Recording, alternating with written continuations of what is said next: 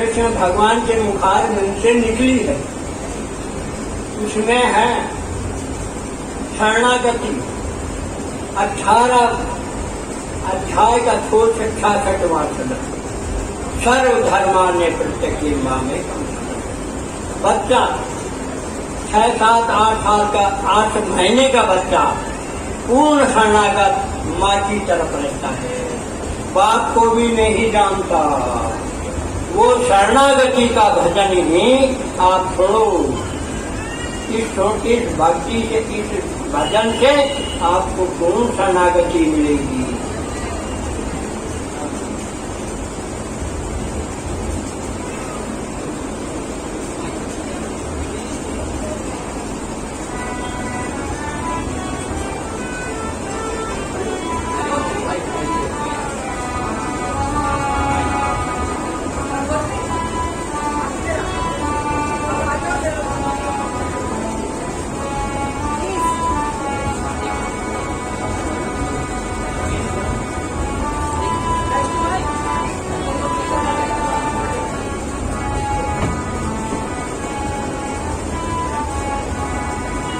हरे कृष्णा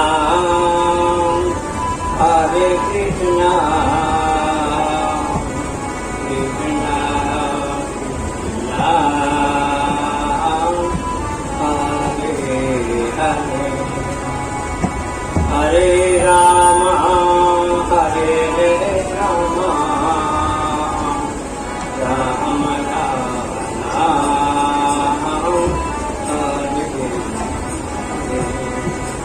मेरे प्राणों के प्यारे कृष्णा, मेरे प्राणों के प्यारे कृष्णा, मेरे पिता रे कृष्णा, मेरे आँखों के उजियारे कृष्णा, मेरे जीवन के सहारे कृष्णा।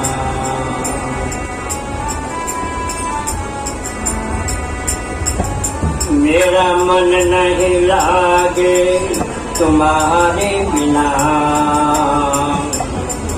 मेरे प्यारे प्यारे प्यारे कृष्णा,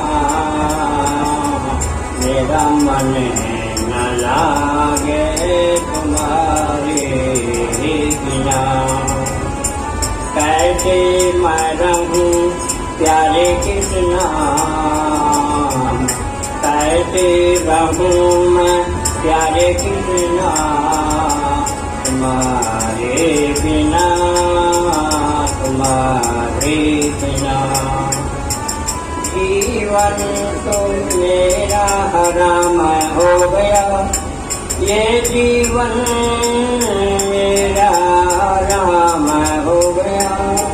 कैसे मैं जीऊं तुम्हारे बिना, मेरा मन नहीं लागे क्षण भी प्यारे तुम्हारे बिना तुम्हारे बिना।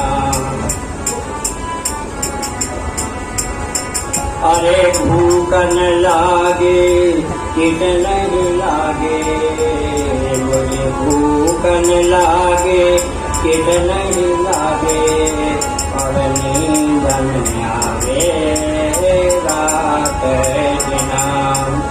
अरे नींद न आवे रात दिना, नींद न आवे रात दिना। अब तुम ही बता दो प्यारे कृष्णा, अब तुम ही बताओ प्यारे कृष्णा, मैं कैसे जीऊं तुम्हारे बिना, मैं कैसे जीऊं तुम्हारे बिना। यद्यपि मैं कामे और पापी, यद्यपि मैं कामे और पापी, मेरा मार्ग है प्रतिकूल, मेरा मार्ग है प्रतिकूल। मार्ग हर प्रतिकूल।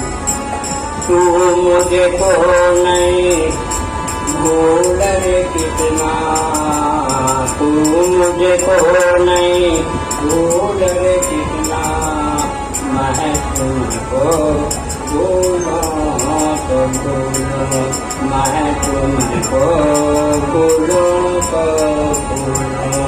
तू मुझको नहीं भूल रे कितना, मैं तुमको भूलो तो भूलो। अरे तेरी माया जादू दिखाया, तेरी माया जादू दिखाया, कैसे करूं मैं तेरा नाम, कैसे करूं हरि नाम रे कितना, कैसे करूं हरि नाम। अपनी माया दूर हटा दो, अपनी माया दूर हटा दो, तन तन से मेरा प्यार करा दो, तन तन से मेरा प्यार करा दो। इतनी तो कृपा करनी होगी, इतनी तो कृपा करनी होगी, नहीं तो बदनामी तेरी होगी, नहीं तो बदनामी तेरी होगी।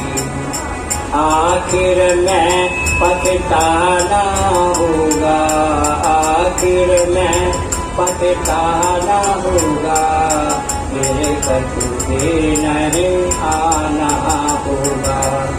सोच समझ कर चालो कृष्णा, सोच समझ कर चालो रे कृष्णा, अपने जन को ये कैसे लगा लो, अपने जन को ये कैसे लगा लो।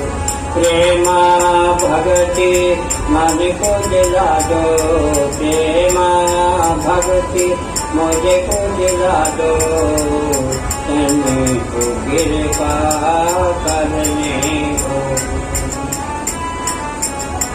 अरे कोई सहारा है न मुझको, कोई सहारा है न मुझको, मैं करनियों के धूल, मैं संतन पद धूल रे कितना, मैं संतन पद धूल कितना, मैं संतन पद धूल। तू मुझको नहीं भूल रे कितना, मैं तुमको भूलो तो भूलो, तू मुझको नहीं भूल। अरे अंत समय राधा चरणन का, अंत समय राधे चरणन का, चरणन का मैं तू मुझको नहीं भूल रे कितना, मैं तुमको भूलो तो भूलो, तू मुझको नहीं भूलो। अरे रक्षा करे न चक्रतु दर्शन, रक्षा करे न चक्रतु दर्शन, ना किवता के तू मुझको नहीं भूल रे कितना, मैं तुमको भूलो तो भूलो, तू मुझको नहीं भूल। अरे संत चरण अपराध न करना, संत चरण अपराध न करना, नहीं तो पाओगे कष्ट अपार, पाओगे कष्ट अपार प्यारे, पाओगे कष्ट अपार। कोई न राखन हार तुमको, कोई न राखन हार।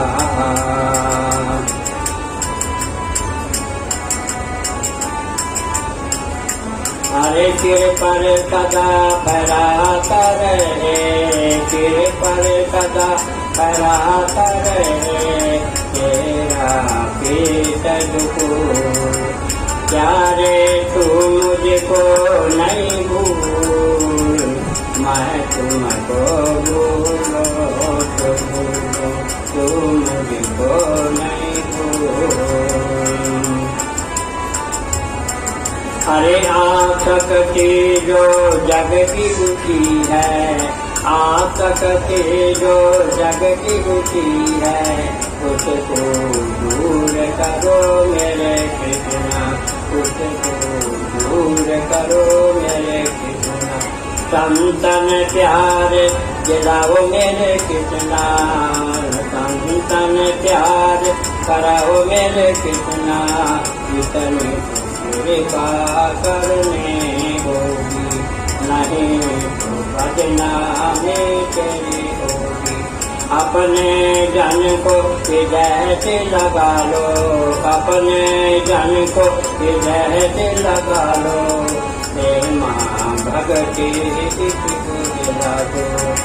हरे कृष्णा हरे कृष्णा, कृष्णा हरे हरे। निताई गौरांग निताई गौरांग, निताई गौरांग निताई गौरांग, निताई गौरांग निताई गौरांग, निताई गौरांग निताई गौरांग। मुखिया प्राण गण निताई गौरांग, सती मैया प्राण गण निताई गौरांग, निताई गौरांग निताई गौरांग। निताई गौरांग, प्रेम दाता शिरोमणि निताई गौरांग, प्रेम दाता शिरोमणि निताई गौरांग। तुम सम कोई दयालु बिना नहीं, तुम सम कोई दयालु बिना नहीं, नम सम कोई दीन बिना, नम सम कोई दीन बिना। कृपा करो निताई गौरांग, कृपा करो निताई गौरांग, निताई गौरांग निताई गौरांग। हरि हरि निताई गौरांग, हरि निताई गौरांग। हरि बोल हरि बोल हरि हरि हरि बोल, हरि बोल हरि बोल हरि हरि हरि बोल, हरि बोल हरि बोल हरि हरि हरि बोल, हरि बोल हरि बोल हरि हरि हरि बोल। ये भगवान को पूर्ण शरणागति का भजन है। ये मैं अभी ठकुआ करके सब जगह बांटूंगा। ये पूर्ण शरणागति का भजन है।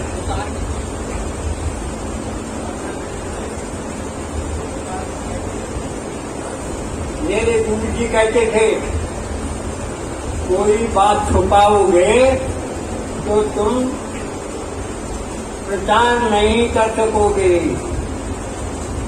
मेरे गुरु जी कहते थे। मैंने कहा कि भजन को तो गुरुजी छुपाना चाहिए।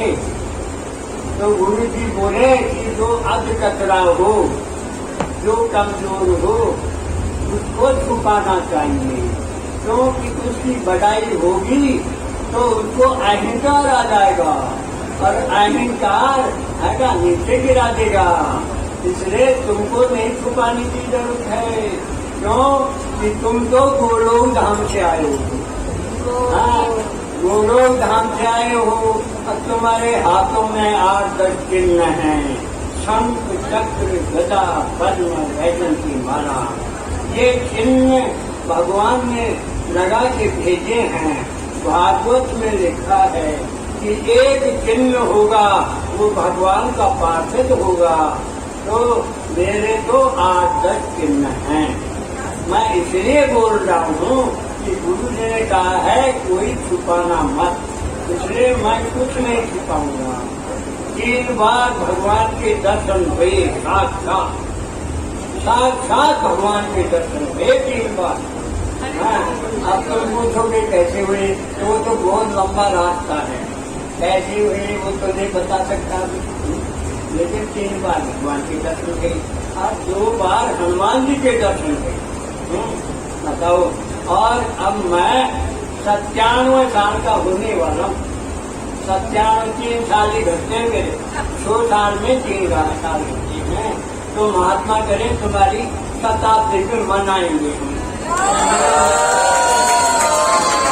तो महात्मा मुझे मैं बोला, मैं तो ही साधारण व्यक्ति हूँ, आप तो मेरे बहुत ऊंची कोट के पति पूजनीय हो, मेरी क्या शताब्दी मंगाओगे? नहीं, तुम है ना तो साधारण व्यक्ति नहीं हो, ऐसी हो तो सही, साधारण व्यक्ति हूँ मैं तो। ऐसे मैं ऐसा साधन बताऊंगा तुमको, जिससे तुमको भगवान के दर्शन होंगे। आज तक किसी ने बताया नहीं होगा, लेकिन मेरे गुरुदेव बताएंगे। अब मिश्रा जी कुछ बोलेंगे तो मिश्रा जी को बोलो, मिश्रा जी बोले।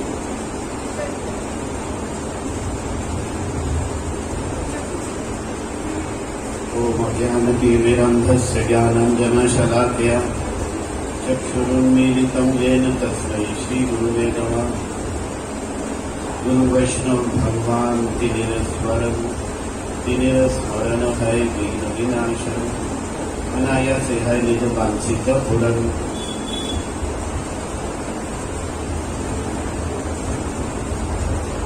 आज हम लोग गुरु पूर्णिमा का सौभाग्य प्राप्त कर रहे हैं। उस कलयुग में ऐसे सच्चे सदगृहस्थ सदगुरु के चरणों में बैठ के, क्योंकि जिनका आज आविर्भाव है वेद व्यास मुनि, वो भी एक सदगृहस्थ ही थे जिन्होंने वेदों की रचना की। वेद व्यास भी गृहस्थ थे, जिनकी गुरु पूर्णिमा आज सारा सनातन धर्म मना है। उनके पुत्र सुखदेव गोस्वामी को आप सब जानते हैं। तो आज के कलयुग में, आज की डेट में सच्चा संत मिलना बड़ा दुर्लभ है। मैं सोच भी नहीं सकता कि मेरे जैसे सर्वथा अनधिकारी अयोग्य व्यक्ति को आज यहां पे हाजिरी देने का सौभाग्य प्राप्त हो रहा है। ये परम कृपा ही मैं समझता हूं, अहेतु की कृपा समझता हूं। मैं तो कल्पना भी नहीं कर सकता। मैं आज यहां कैसे हूं मैं सोच भी नहीं सकता। इसी की मुझे कंफर्मेशन लग रही है कि कहीं पे कहीं कॉजलेस मर्सी बरस रही है, तो हम सब यहां पहुंचे। अब सब यहां पहुंचे, अपनी ताकत से कोई यहां पहुंच नहीं सकता था। वो महालक्ष्मी जी कहाँ है? वो ऑस्ट्रेलिया से आ गई, देखो मेलबोर्न से, और कल उसकी टिकट हुई क्या? हाँ, वो प्रभु ऑस्ट्रेलिया से आए हैं, जस्ट इमेजिन। तो आप लोग यहाँ आए, यही कंफर्मेशन है आपके ऊपर गुरुदेव की कॉजलेस मर्सी। आज चैतन्य महाप्रभु की धारा में हमें एक जीते जाते आदर्श अगर कोई मिल रहे हैं इस दुनिया में, तो वो हमारे सामने हैं। हमारे परम पूजनीय परम आदरणीय श्री अनिरुद्ध दासाधिकारी प्रभु। देखो, इनकी हर बात में एक बात है कि मेरे गुरुदेव, मेरे गुरुदेव, मेरे गुरुदेव। यही जो सदशिष्य है वही सदगुरु बन सकता है। हर चीज में अपने गुरुदेव की बात, पहले गुरुदेव की पूजा। तो ये गुरुदेव इनके जो हैं श्रील भक्तिदत्त माधव गोस्वामी महाराज, इनके बारे में जगत गुरु श्रील प्रभुपाद भक्ति सिद्धांत सरस्वती गोस्वामी ठाकुर मुग्धकंठ से प्रशंसा की और इनको वॉल्केनिक एनर्जी का उनके शिष्य हैं। और एकमात्र शिष्य राजस्थान के शेखावत परिवार के, ऐसे राजपूत घराने के जो हर समय बंदूक उठा के जंगलों में शिकार ढूंढते हैं, वो पूरा का पूरा कुनबा क्या, गांव क्या, आगे पीछे सब लोगों को भक्त बना दिया, वैष्णव बना दिया। हैरानगी की बात, इनके जो दूसरे रिश्तेदार हैं वो आज भी शिकार कर रहे हैं। लेकिन ये हम लोगों के जो तथाकथित अपने आप को बड़े ऊंचे कोटि का समझते, उनके भी पूजनीय है। क्यों? इनका 70 साल का जो भजन साधन है, unparalleled in the history of बुडियन ट्रेडिशन, जो इन्होंने भजन किया है आज की डेट में, आप कल्पना कीजिए। मध्यरात्रि में जाके इस प्रकार कोई भजन नहीं कर सकता। मैं तो 25 साल पहले आया था चिंती में, गुरु महाराज जी इस डिवाइन कृष्ण भक्ति वल्लभ तीर्थ गोस्वामी महाराज के साथ। कोई रास्ता कच्चा था, पैदल चल के गए और सारा सामान पूरे गांव वालों ने उठा लिया और कोई लैट्रिन बाथरूम नहीं था, कोई कुछ ना, लाइट की व्यवस्था नहीं थी। और सुबह सुबह जब जंगल पानी जाते तो कहते बघेड़ा आएगा, टाइगर आएगा, बाघ आएगा, तो हम लोग दूर दूर बैठ के ना वो बोलते बाघ तो नहीं देखा, बाघ तो नहीं देखा। तो वहां से लेके जो आनंद बरसता था जीत की दानी में, कहीं ऐसा आनंद नहीं देखा। पूरे भारत में गुरु जी के साथ हम जाते थे, लेकिन छीन के दानी आते थे ना, ओहो हो, क्या प्रेम बरसता। देखो हम सब समझते हैं what is the aim of life, बड़े सारे आंसर्स होते हैं। सब से my aim of life is to go Golok Dham. Okay भाई, you have right to say that. कोई कहता है कि कृष्ण प्रेम प्राप्ति, ठीक है भाई, वो भी ठीक है, लेकिन कृष्ण प्रेम क्या है, गोलोक धाम क्या है, इसका कोई प्रमाण देखना है तो यहां पे देखिए। What is Krishna prem, what is Golok Dham. देखिए हम लोग बड़े रैशनल हैं, बड़े ऐसे इंटेलेक्चुअली सोचते हैं, और जो हम बात करते हैं उसमें 90% से ज्यादा बॉडी लैंग्वेज होती है और 7% वर्बल लैंग्वेज, 3% को एक्सपेक्टर होता है। तो महाराज जी की बॉडी लैंग्वेज मेरे ख्याल से एक अनपढ़ गंवार भी समझ सकता है और बड़े से बड़ा इंटेलेक्चुअल भी समझ सकता है। इनके रोम रोम में कृष्ण प्रेम है, इनके रोम रोम में गोलोक धाम है, क्योंकि इतना हरिनाम वो स्वयं करते हैं जो उनको देख के हमें हरिनाम की माला उठाने की प्रेरणा मिलती है। जिसकी माला कहीं छुपी होती है वो भी उठाता है, पकड़ो पकड़ो पकड़ो माला का मेरी माला। तो ये है एक क्या कहते हैं ना, मार्केटिंग के 7 फेज में फिजिकल एविडेंस। फिजिकल एविडेंस अगर हम भक्ति करेंगे तो कहां पहुंचेंगे? Physical evidence. तो हम लोगों के जीवन का उद्देश्य ना कृष्ण प्रेम है, ना गोलोक धाम की प्राप्ति है। हम लोगों के जीवन का उद्देश्य है जो वहां पे हैं उनके चरणों की धूल की सेवा। उनके चरणों की धूल की सेवा अगर हम कर पाए तो हमारा सब कुछ हो गया, सब कुछ हो गया, कुछ करने की जरूरत नहीं है। गुरु महाराज जी, भगवान जी, सब लोग यही कहते हैं। भागवत का निचोड़ है गुरु पूर्णिमा। देखो वेद व्यास जी ने अपने जीवन से हमें शिक्षा दी।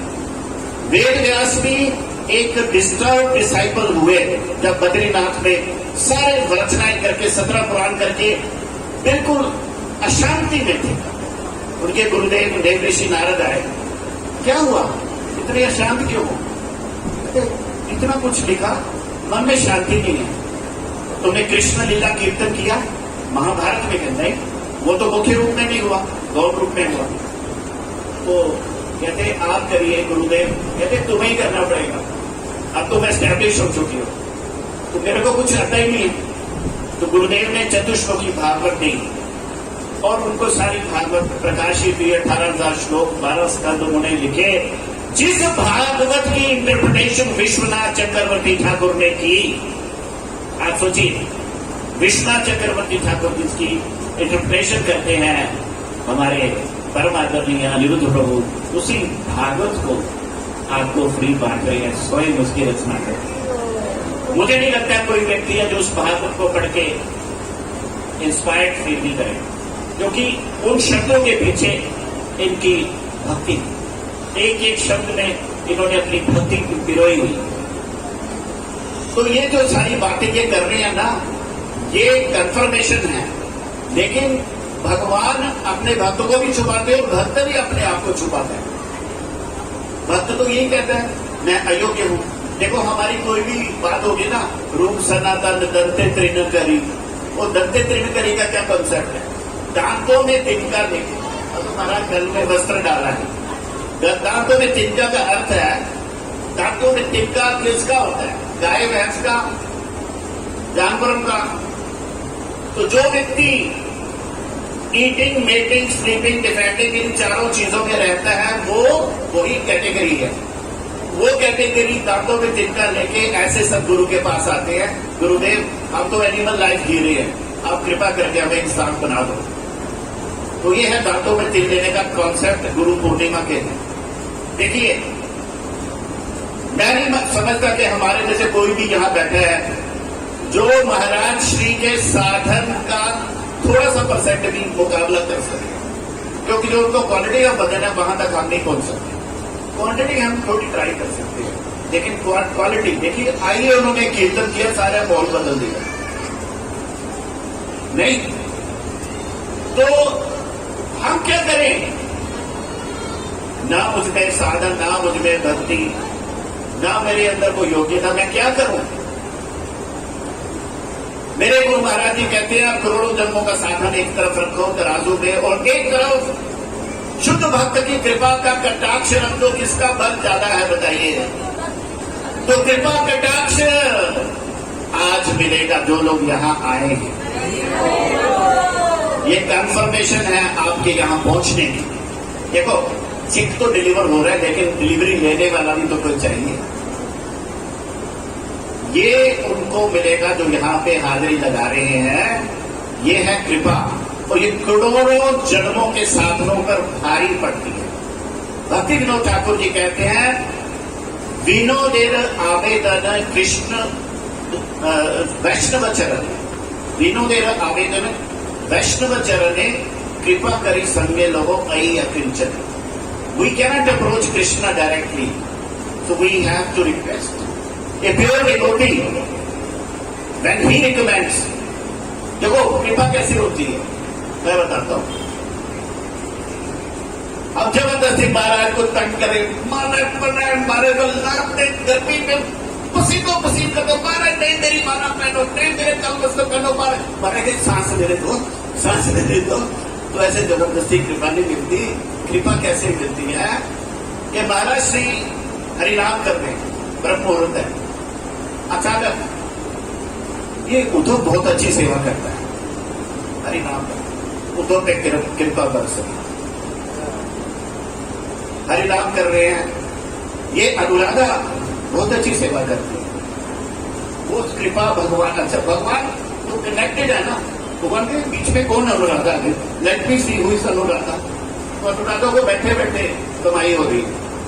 अब वो अट्रैक्ट करने के लिए कि वो अपने हरिनाम के टाइम आपको याद करें, क्या करना पड़ता है? वो इनको देख के देख लो ये लोग क्या कर रहे हैं, उसको फॉलो करिए। It's not small thing. आप लोग यहाँ पे हैं, ये छोटी बात नहीं, चाहे ये छोटा सा बच्चा है, ये जीवन भर इसमें इंप्रेशन है, चाहे बड़े से बड़ा बुजुर्ग है। अब देखिए राधा कुंड से हमारे महाराज जी आए, जमुना जीवन महाराज, तो कोई साधारण साधक नहीं है, वो अनुभव प्राप्त है, ऐसे नहीं यहाँ पे आए, वो उसी कृपा को लेने आए हैं जिसकी मैं बात करता हूं। देखो आप यूनिवर्सिटी में एडमिशन में पहले एडमिशन ही नहीं मिलती, फिर आप पीएचडी करेंगे, फिर आपको पीएचडी मिलेगी, फिर डॉक्टरेट मिलेगी। इसी तरह भक्ति लाइन में भी आपको सब कुछ करना पड़ता है, सदगुरु के चरणों में शरणागत होना पड़ता है, साधन करना पड़ता है। लेकिन उसमें हम लोग शॉर्टकट चाहते हैं, तो शॉर्टकट भी है। वो शॉर्टकट क्या है अभी भी मैंने उसको बताया, मैं उसको थोड़ा एलेबोरेट करता हूं। आपने नाम सुना होगा आरुणि, आरुणि का नाम सुने। आरुणि एक ऐसा संशिष्य है जिसकी वेदों में एग्जाम्पल दी जाती है। आरुणि को गुरुदेव ने कहा, धौम्य ऋषि, उन्होंने कहा मेरे धान के खेतों की रक्षा करो जाके। सर्दी का टाइम था, उसने देखा पानी निकल रहा है, बड़ी मिट्टी लगाई, नहीं हिला, लेट गया मिट्टी की जगह, मेड़ बन गया, नीला पड़ गया, कांपने लगा, लेकिन पानी रोका। गुरुदेव के खेतों की प्रोटेक्शन हो रही है। अरे गुरुजी को याद आया, कहाँ है अरुणी? लालटेन, अरुणी अरुणी, कांपती आवाज में बोला, गुरुदेव मैं यहाँ हूँ। अरे उठो उठो उठो, ठंड लग जाएगी। नहीं गुरुदेव, पानी निकल जाएगा। गुरुदेव इतने पिघल गए। वहीं पे गुरुदेव ने कहा, अभी तुम्हें चारों वेद शय शास्त्र का सारा ज्ञान प्रकाशित करता हूं। Graduation without any study. भगवान कृष्ण संदीपनी मुनि के आश्रम में गए, ऐसी सेवा की संदीपनी की, 64 दिन में 64 कलाएं भगवान ने स्वयं गुरु बना के शिक्षा दी। यानी कि वो भगवान ने तो उनको गुरु की जरूरत नहीं। भगवान राम वशिष्ठ के घर गए। उपमन्यु ऋषि को धौम्य ऋषि ने ही कहा, गाय को चराओ लेकिन दूध नहीं पीना, और अल्टीमेटली उसने जंगली पत्ते खाए, अंधा हो गया, उसमें गिर गया। गुरुदेव इतने दुखी हो गए, उन्होंने उसको कहा, ये लो मंत्र, अश्विनी कुमारों का आवाहन करो। देवताओं के डॉक्टर्स अश्विनी कुमार दोनों प्रकट हुए। उन्होंने कहा, दे भाई ये खीर खा, तेरी आंखें ऐसी बन जाएगी। कहता नहीं, पहले मैं गुरुदेव को ऑफर करूंगा फिर खाऊंगा। अरे तेरे गुरुदेव को दे दिया। नहीं, मैं उनको दिए बिना नहीं खा सकता। अच्छा, अरे जब उनको हमने दिया, उन्होंने तो अपने गुरुदेव को ऑफर नहीं किया। नहीं, मैं उनको पहले ऑफर करूंगा। तब गया गुरुदेव के पास। गुरुदेव ने कहा, बेटा आंखें तो तेरी ठीक ही हुई, सारी सृष्टि का सारा तत्व ज्ञान मैं तुम्हें अभी प्रकाशित कर, इसे बोलते हैं without any course work, graduating by just कृपा ऑफ गुरु। क्या हमारी भक्ति में वो इंटेंसिटी आ सकती है गुरु के प्रति कि गुरु हम बाध्य हो जाए हम पे कृपा करने के लिए? देखो, अकेले शिष्य थे, परम गुरु जी ने कैसे कृपा की? उनकी ऐसी कृपा हुई, मुझे कोई एग्जाम्पल ही नहीं मिलती दूसरी कि जितनी कृपा इन पे मिली। और वो एग्जाम्पल ही है कि आज हम लोगों को शक्ति मिल रही है। देखो, मेरे गुरु महाराज जी 2017 में हमारी आंखों के सामने से चले गए। आज हम कहाँ जाएं, किसके पास जाएं? मुझे बताओ, कोई एक नाम बता दो, मैं किसके पास जाऊं? If I have any query, any problem, any spiritual thing, where I go to them? By the grace of Gurudev I have Anirudh महाराज। उनके पास जाते ही मेरे बिना क्वेश्चन किए आंसर मिलते। आई डोंट जो इसका लाभ वही लेगा जो अपनी झंझटों को छोड़कर इस समय को सफल करेगा। Golden time in your life. महाराज हमारे सामने प्रकट है। महाराज ने आज हमें आशीर्वाद दिया कि वो शताब्दी भी मनाएंगे हमारे साथ। मुझे लगता है आज हमें सबको वरदान मिल गया। देखिए, 2028 में उनका जन्म है, 2028 में इनकी होगी, 28 में होगी ना शताब्दी। और हमारे गुरु महाराज जी का जन्म 1924 में है। 2024 में हम श्री भक्ति वल्लभ तीर्थ गोस्वामी महाराज की शताब्दी मनाएंगे और 2028 में हमारे श्री अनिरुद्ध दासाधिकारी प्रभु जी की शताब्दी मनाएंगे। अगर उनका आशीर्वाद हुआ तो हमें वो दिन देखने को नसीब होगा। इसलिए आज हमें यही कामना करनी चाहिए कि वो शताब्दी तक हम इनके चरणों में आते रहे और फिर बाकी किसी बात की चिंता नहीं करनी। कोई चिंता नहीं है जब ऐसे भगवान के रिप्रेजेंटेटिव हमारे सामने। देखिए, एक बात याद रखना, ये तो कहते हैं हरि नाम करो, भगवान कहते हैं यथा देवे तथा गुरु, बैलेंस। सिर्फ हरि नाम से नहीं होगा, गुरु कृपा भी साथ में बैलेंस में चाहिए। दोनों नासिका में बराबर ऑक्सीजन चलेगी तो बॉडी बैलेंस में रहेगी। इसलिए हमें, हमारा धर्म है, जो हरिनाम दे रहे हैं, जो हरिनाम में इंस्पायर कर रहे हैं, उनकी सेवा के बारे में सोचें। तो कैसे सेवा करेंगे? गंगोत्री प्रभु से पूछिए कैसे सेवा हो सकती है, मैं बताता हूं। वो था एक पॉइंट था, ब्रिटिश पॉइंट, वो जेल में था, कीट्स था, कौन था वो, मिल्टन था, मिल्टन। तो उसको वो एंजल्स के दर्शन हुए, तो उसने एंजल्स को बोला I am waiting, I am not getting in service. वो कहता तेरे जैसे millions and millions are waiting. तो उसने पॉइंट लिखी, those also serve who wait to serve, those also serve who wait to serve. तो हम आप बांधे खड़े रहे कि हमें सेवा मिले, हम उस सेवा के लिए प्रस्तुत हैं, तैयार हैं, तो कृपा तो है, हम भी सेवा कर रहे हैं, हम लाइन में तो लगे हैं ना। मैं आपको बता नहीं सकता मैं कितनी ज्यादा फ्रस्ट्रेशन है यहाँ।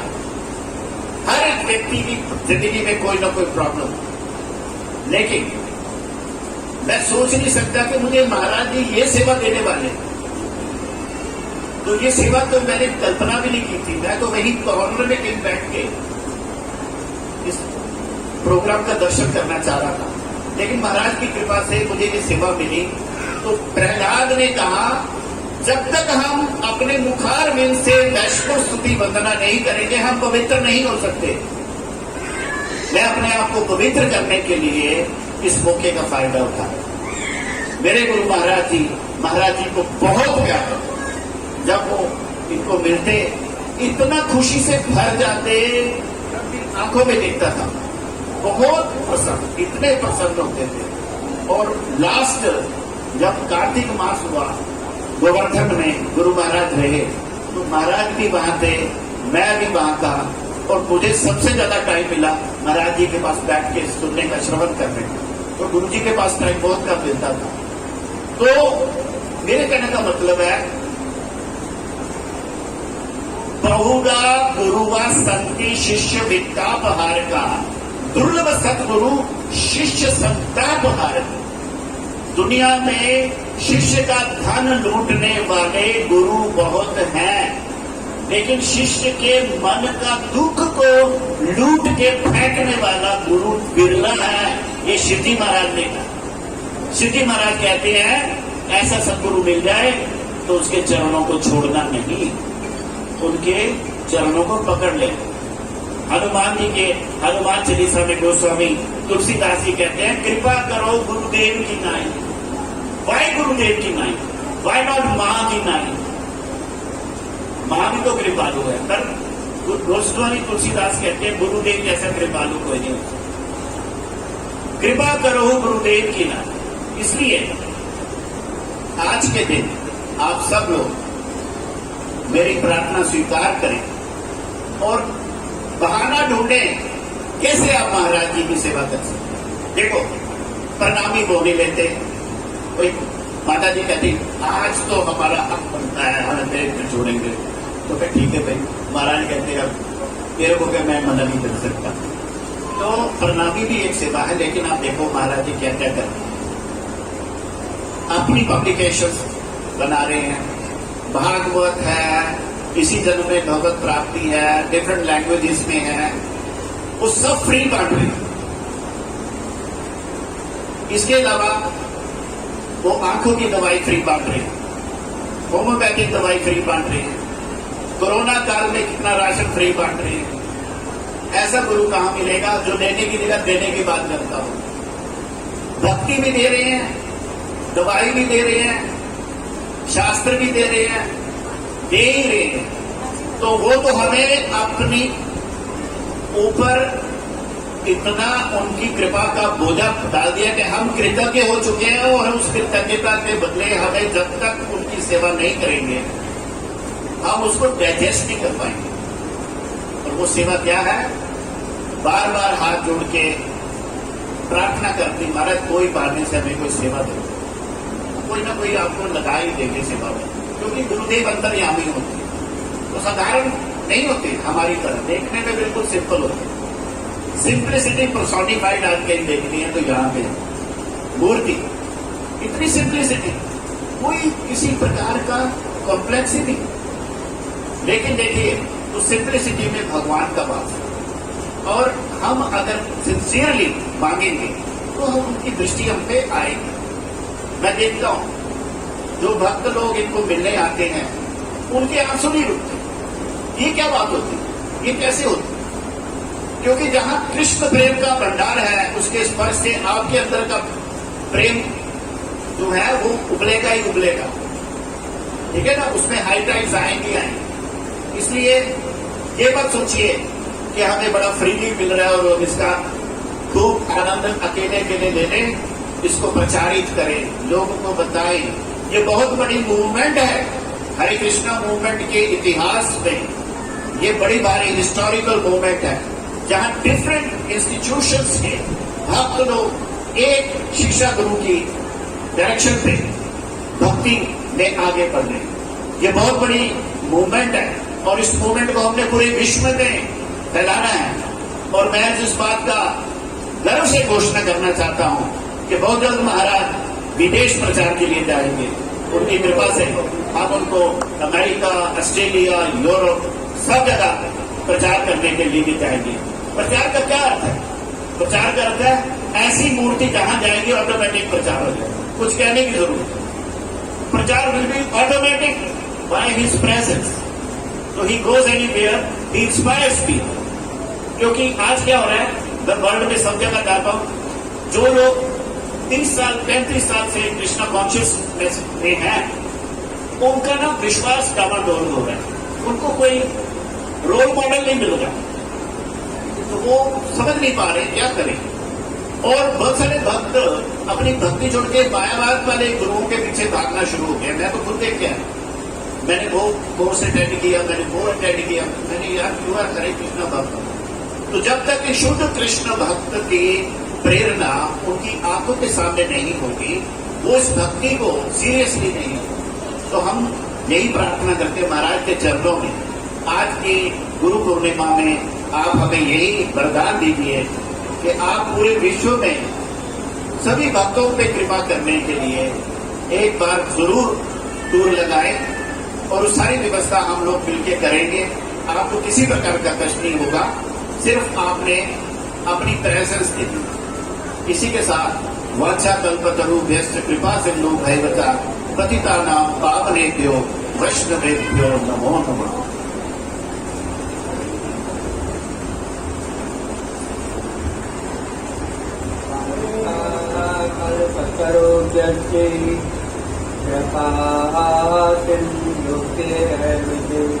इसको लगा दो कि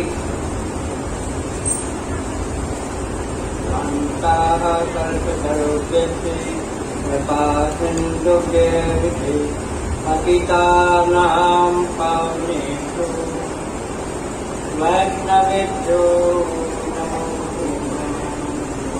वैष्णवेभ्यो नमो वैष्णवेभ्यो नमो नमः।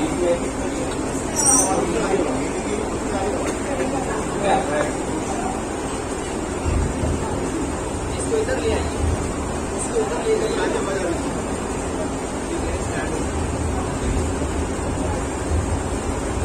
आप सुनो मेरी बात,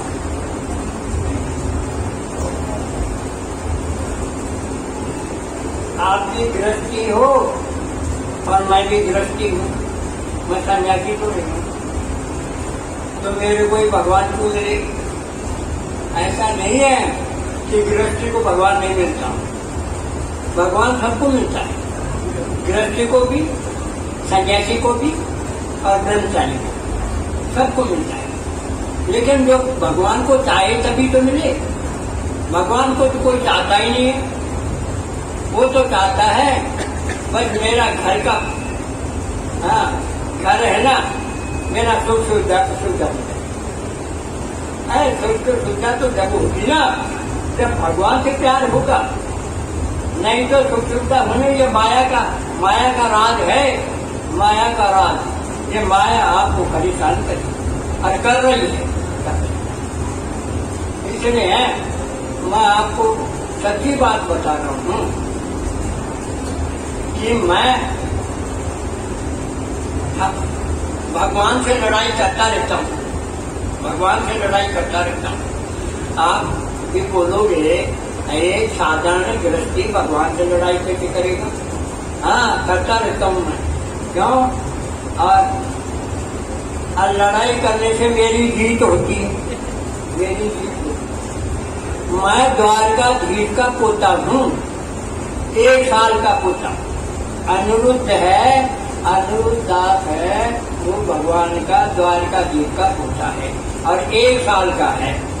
और जो 1 साल का बच्चा होता है ना, वो जिद्दी होता है, वो पूछता है ना तो उसको बताना ही पड़ता है। हाँ, तो जिद्दी कौन होती है? एक तो बच्चा जिद्दी होता है और एक महिला जिद्दी होती है। अगर महिला अड़ गई तो करके ही छोड़ेगी, जैसे केकई ने करके देखा। दशरथ जी हार गए लेकिन वो उसकी बात रही, केकई की रही। तो ऐसा है, हम केकई को हम केकई और दुर्योधन को हम पूरा करते हैं, लेकिन इससे हमके ऊपर इतना बड़ा पहाड़ अपराध का लग गया। इसलिए उनसे प्रार्थना करो कि हे केकई, हे दुर्योधन, हमारी गलती हो गई, हमको क्षमा कर दो। इसलिए भजन आगे नहीं बढ़ रहा है। क्यों? कि उनको तो जो ड्यूटी दी गई थी, गोलोक धाम से आए थे, उनको ड्यूटी दी गई। अब वो ड्यूटी तो अपनी ड्यूटी तो बजाएंगे। अब कैसे हम किसी को नाटक के लिए शरीर को रावण बना दें, तो बेचारा वो रावण की तो नहीं तो बात करेगा। इसलिए उनका दोष नहीं था। अब हमारे लिए एक बहुत बड़ा अड़चन बन गया कि उनसे हमारा अपराध बन गया। अब अपराध बनने से हम आगे नहीं बढ़ सकते। उनसे प्रार्थना करो, मेरी तुझे केकई मैया, मेरे पे कृपा कर दो, मेरा गलती हो गई है। केकई किसी का नाम नहीं बना, कोई भी केकई का नाम नहीं लेता। दुर्योधन से भी प्रार्थना करो, वो तो दयालु हैं, वो सुन लेंगे आपकी प्रार्थना को। इसलिए ये अड़ंगा, ये पहाड़ जो बना हुआ है सामने, वो तो हटाओ पहले, तभी तो भगवान मिलेगा।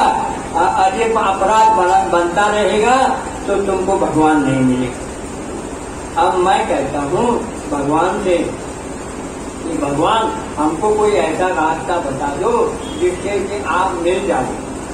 बोले नहीं बता सकता। क्यों? कि मेरी सृष्टि ही नहीं चलेगी। अगर मैं रास्ता बता दूंगा, मैं सृष्टि कैसे चलाऊंगा? तो मैंने बोला कि हमारा गुरु तो, हमारा तो परिवार है ना, ज्यादा 1 लाख का होगा, और तुम्हारे अनंत कोटि बड़े वो हैं, जिनमें लाखों करोड़ों अरबों, तुम्हारे को क्या जोर पड़ेगा? कितने बड़े बड़े तुम्हारे हैं, और हमारा तो छोटा सा परिवार है। बोले नहीं, ऐसा नहीं हो सकता, ऐसा नहीं हो सकता। होगा कैसे नहीं? तुम झूठ क्यों बोलते हो? तुम झूठ क्यों बोलते हो? अगर तुम्हें झूठ बोलने लग गए तो संसार आपका कहना मानेगा? शास्त्र में लिखा है झूठ मत बोलो, अब तुम खुद झूठ बोलते हो। बोले ना, मैं कहा झूठ बोलता हूँ, मैं बोला ही नहीं। मगर बोला तुमने, तो बोलो कहाँ बोला? बोले आपने कहा था कि मन क्रम वचन कपट तभी जो कर समन सेव, तो मूल समेत विरंत बसता से कभी। आपने बोला नहीं कि जो कपट छोड़ के संतुष्ट सेवा करेगा, तो मैं ब्रह्मा और शिव और सब देवता हाथ जोड़ के खड़े रहते हैं कि हे भक्तराज, तुम तो सेवा करते ही हो, अब हमको भी सेवा बताओ। ये बताया नहीं आप झूठ बोलते हो। आप तो केकई बोली बिल्कुल बच्चा ठीक कह रहा है।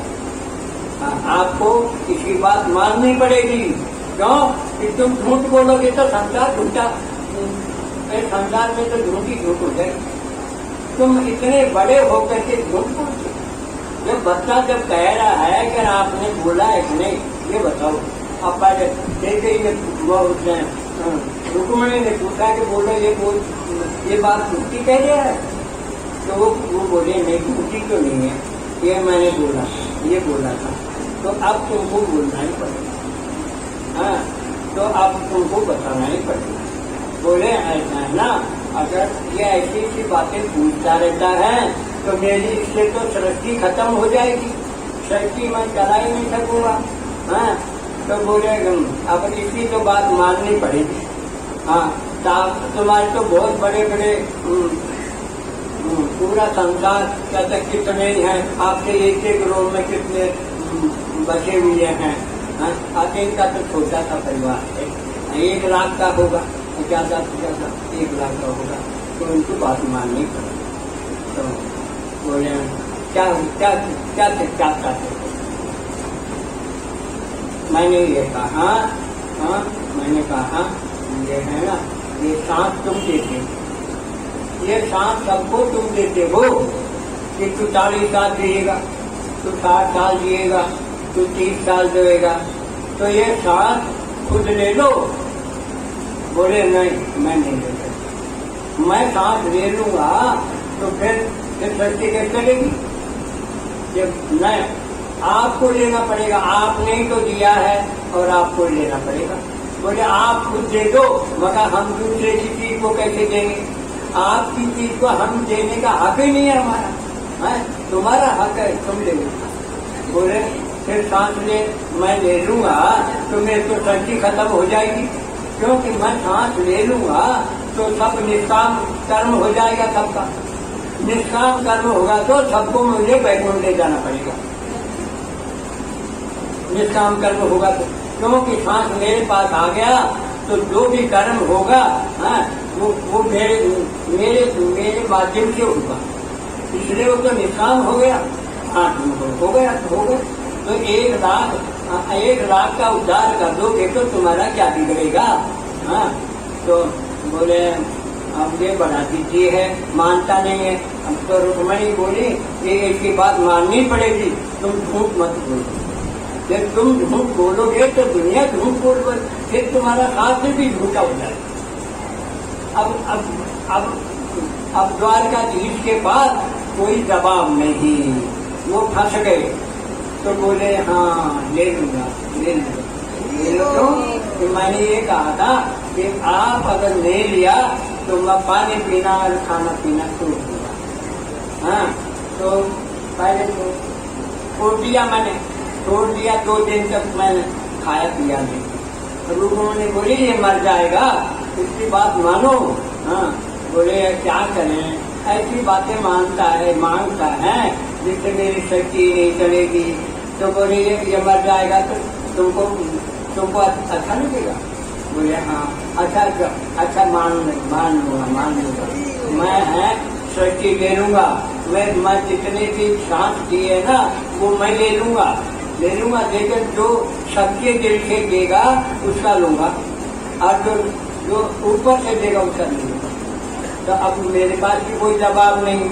अगर भाई जो कोई सच्चे दिल से हो तो बात सच्ची है, ये सच्चे दिल से तो सच्चे दिल से नहीं लेगा तो कैसे लेंगे इसको? बोले सच्चे दिल से लेगा तो मैं ले लूंगा उसको। तो उससे जो साथ उन्होंने जिसका ले लिया उसका तो अभी से उद्धार हो गया, उसका जन्म मरण छूट गया। क्योंकि सांस जिसके पास है, अब भगवान के पास वो सांस है, तो जो भी कर्म वो करेगा जीव वो भगवान को निष्काम कर्म हो जाएगा। जैसे हनुमान जी ने राम के लिए लंका को जला दिया और कितना वहाँ पाप हुआ, लेकिन उनको कोई पाप नहीं लगा। क्यों? वो जो काम किया था निष्काम किया था, तो ये निष्काम कर्म हो जाएगा सबका। तो ये बोले ठीक है मैं ले लूंगा। तो इसलिए एक तो ये साधन बताया इन्होंने। हाँ, फिर मैंने कहा कि आप है ना अब और बताओ, इससे भी संता बताओ। बोले हाँ ऐसे संता कोई है ही नहीं। तो मैंने कहा नहीं, आपके पास लाखों रास्ते हैं, बताओ। बोले नहीं है इसके पास नहीं। बोले नहीं, बताना पड़ेगा। तो बोले कि तुम है ना संतों के चरणों में एक माला करो। 80 संतों की मैं लिस्ट बनाई, अब उनके एक चरणों में तुम हरि नाम करो, एक माला करो, तो ये इसमें तुमको क्या परेशानी आएगी आप कहने में? अच्छा ठीक है। तो बच्चे मामा बोले हाँ ये बच्चा जो ठीक कह रहा है तुमको करना ही है, ये करो।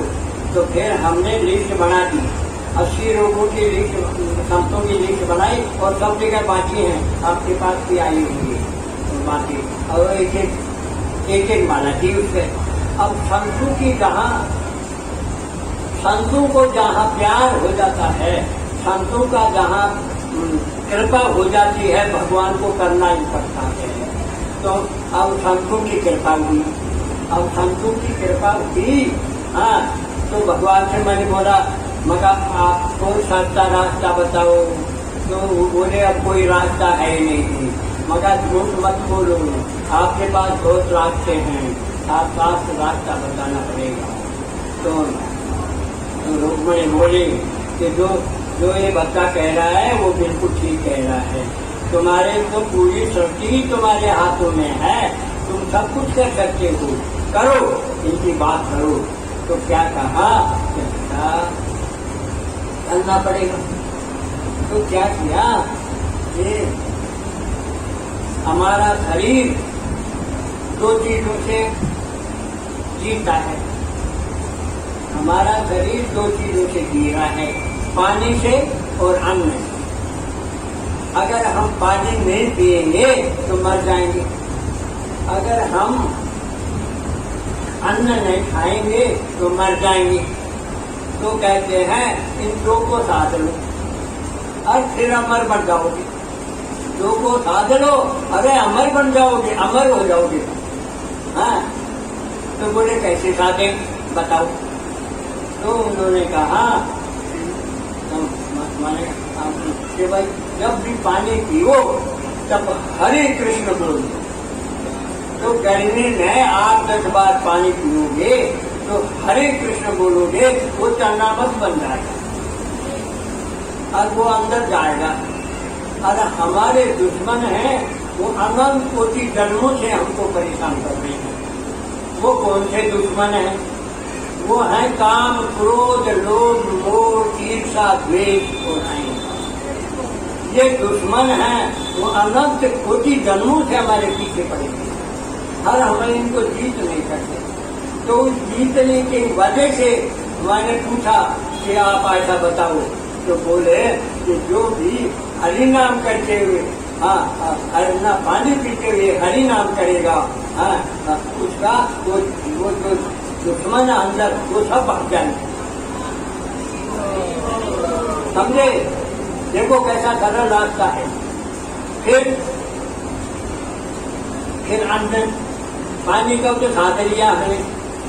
जब पानी पियो या शरबत पियो, कुछ भी पियो, पीना लेना कुछ भी हो, तो हरे कृष्ण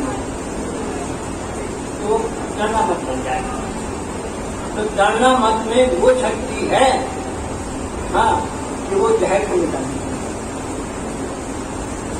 जैसे मेरा को हलाल विष मिला और अमृत बन गए, तो ऐसे अब एक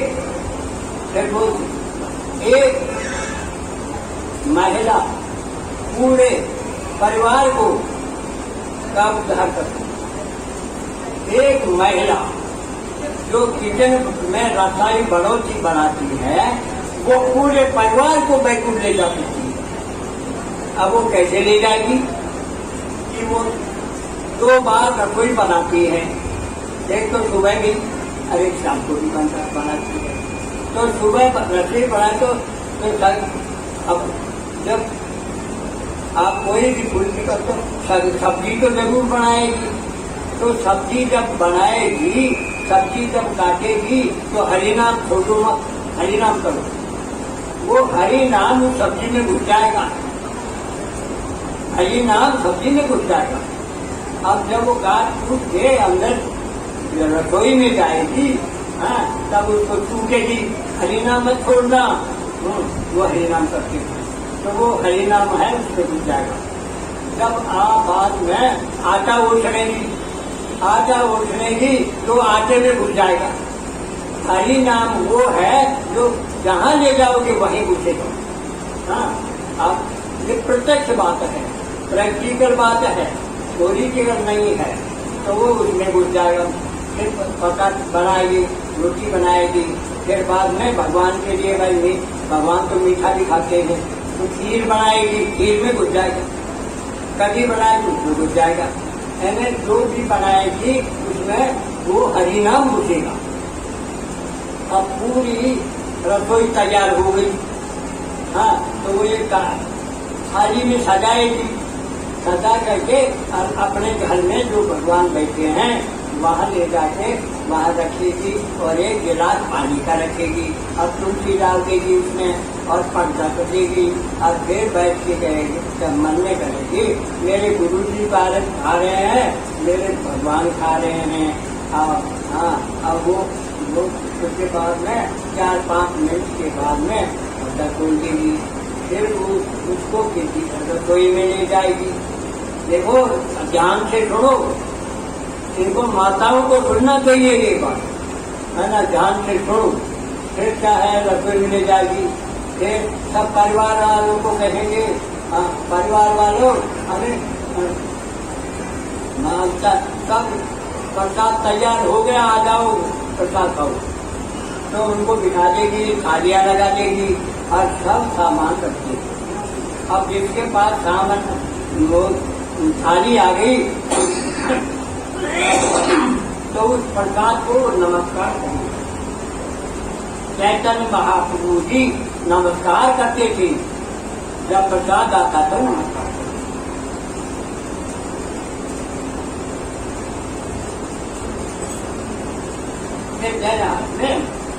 जल लेके 4 बार झुकाओ तो महाप्रसाद का आदर सत्कार हो। फिर एक गिलास खाओ, एक गिलास में 8 बार हरि नाम करो। आपका मन कहीं जाएगा ही नहीं। जब हरि नाम नहीं करते थे ना तो कहीं बाजार में चला जाए, खेत में चला जाए, कहीं भी चला जाता, अब नहीं जाएगा। तो हरि नाम करते हुए 8 बार हरि नाम करो।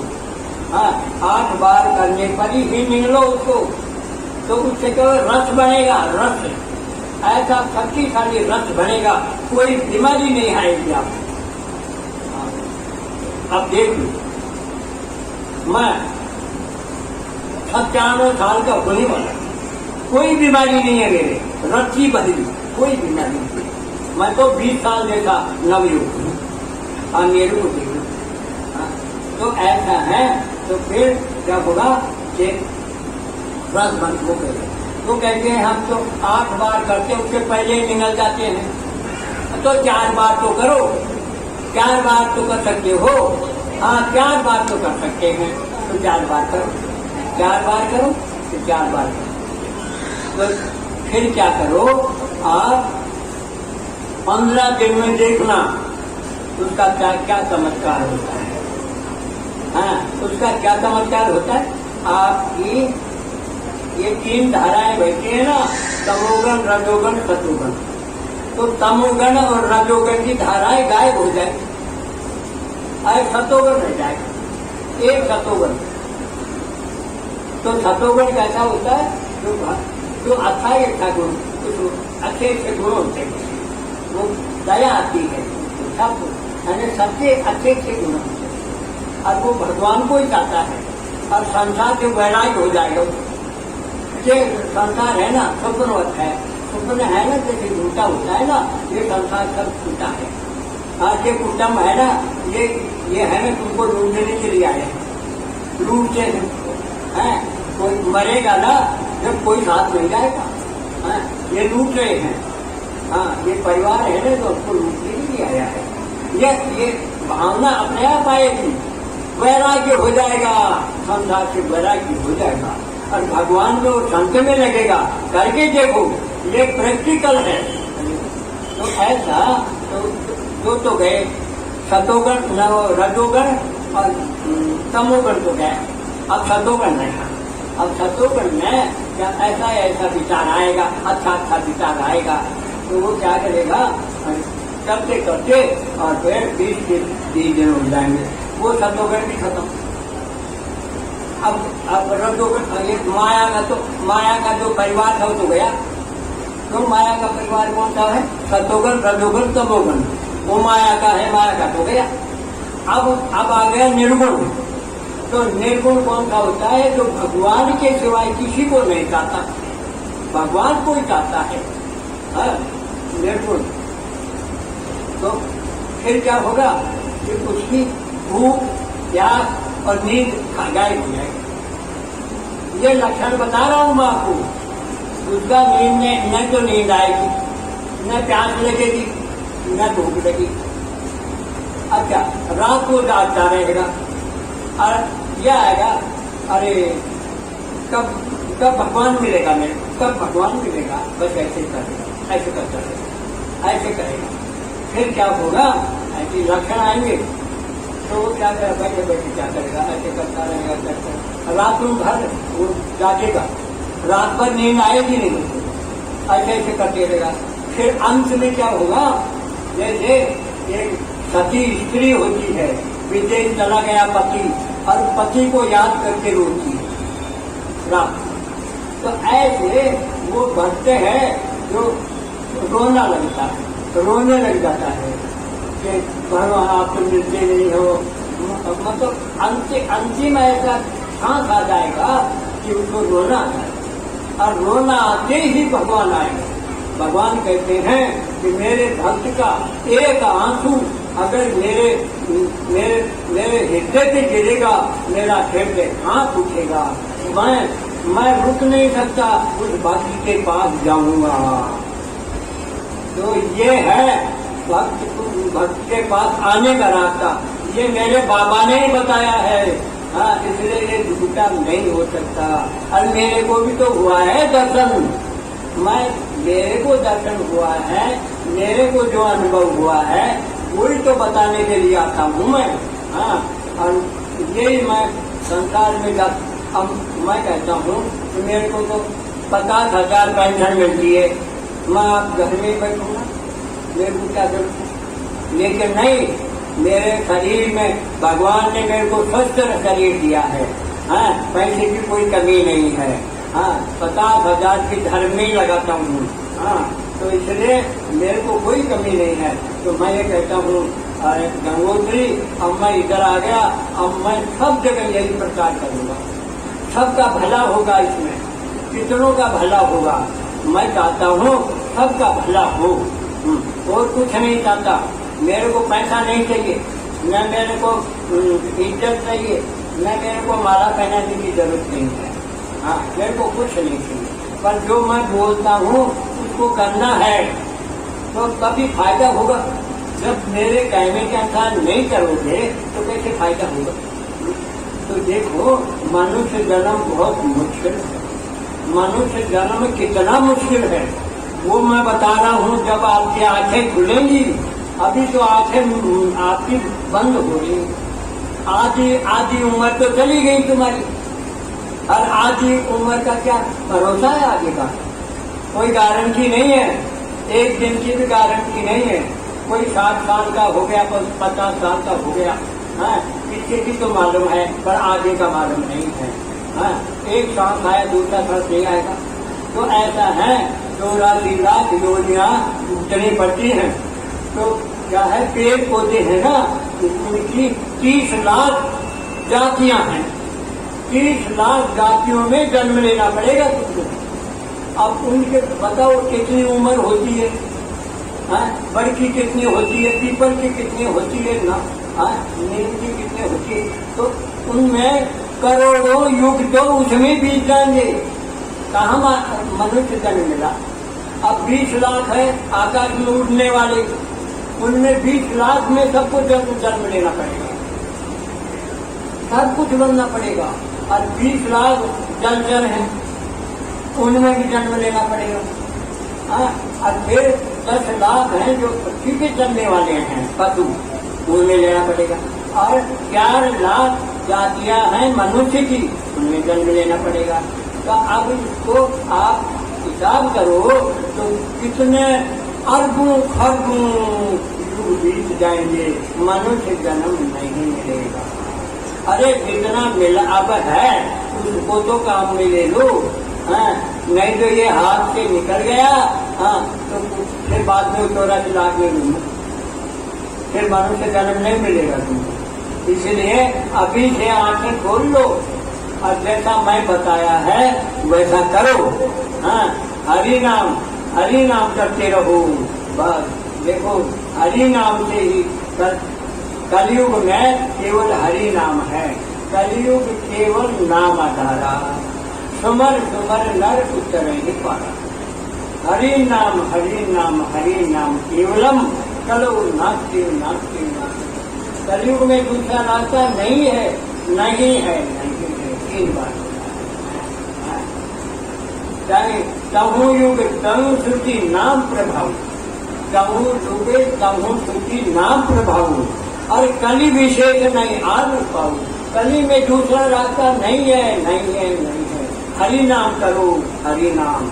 अब तुम्हारा मन लगे चाहे नहीं लगे, फिर भी हरि नाम करो। हरि नाम से ही तुम्हारी नैया पार होगी। और जब महिला अगर रसोई में महिला ऐसा करेगी तो खुद तो करेगी, पूरे परिवार को तार देगी। लेकिन ये क्या महिला है ना, वो भूल जाती है। मैं कई बार लिख करके अब रसोई के बाहर टाँच भी दी है, हाँ, कि बच्चों उसको देख करके याद तो रहेगा। मान लो कहे तो मैं मेरी पत्नी तो है नास्तिक, वो नहीं करती, तो मैं कहता हूँ कि भाई उसकी है ना, उसकी बेटी कर लेगी, उसकी ननद कर लेगी, है, कोई तो करो, ताकि कोई तो करेगा। ऐसा नहीं हो अगर वो मशीन लगाती वो बोल रही है, उससे कुछ नहीं होगा। हाँ, जिसके हृदय में भगवान बैठा है ना आत्मा रूप से, वो ही करेगा जब भी फायदा हो। इसलिए उनको वो नास्तिक है तो उसको अपनी बेटी करेगी, उसकी बेटी करेगी, उसके ननद कर लेगी, कोई तो करेगी, पर करो। देखो एक की वजह आज कितने परिवार का उद्धार हो जाएगा। इसलिए ये मेरे बाबा ने बताया है। बाबा की बात कभी झूठी नहीं हो सकती, इसलिए करो ऐसा। हाँ, और टाइम तो बहुत हो गया होगा। हाँ?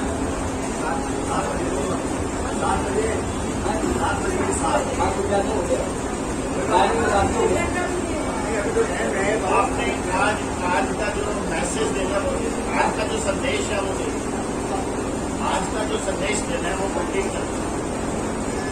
आपको अपने को कहना है इसको साथ में तो बहुत है,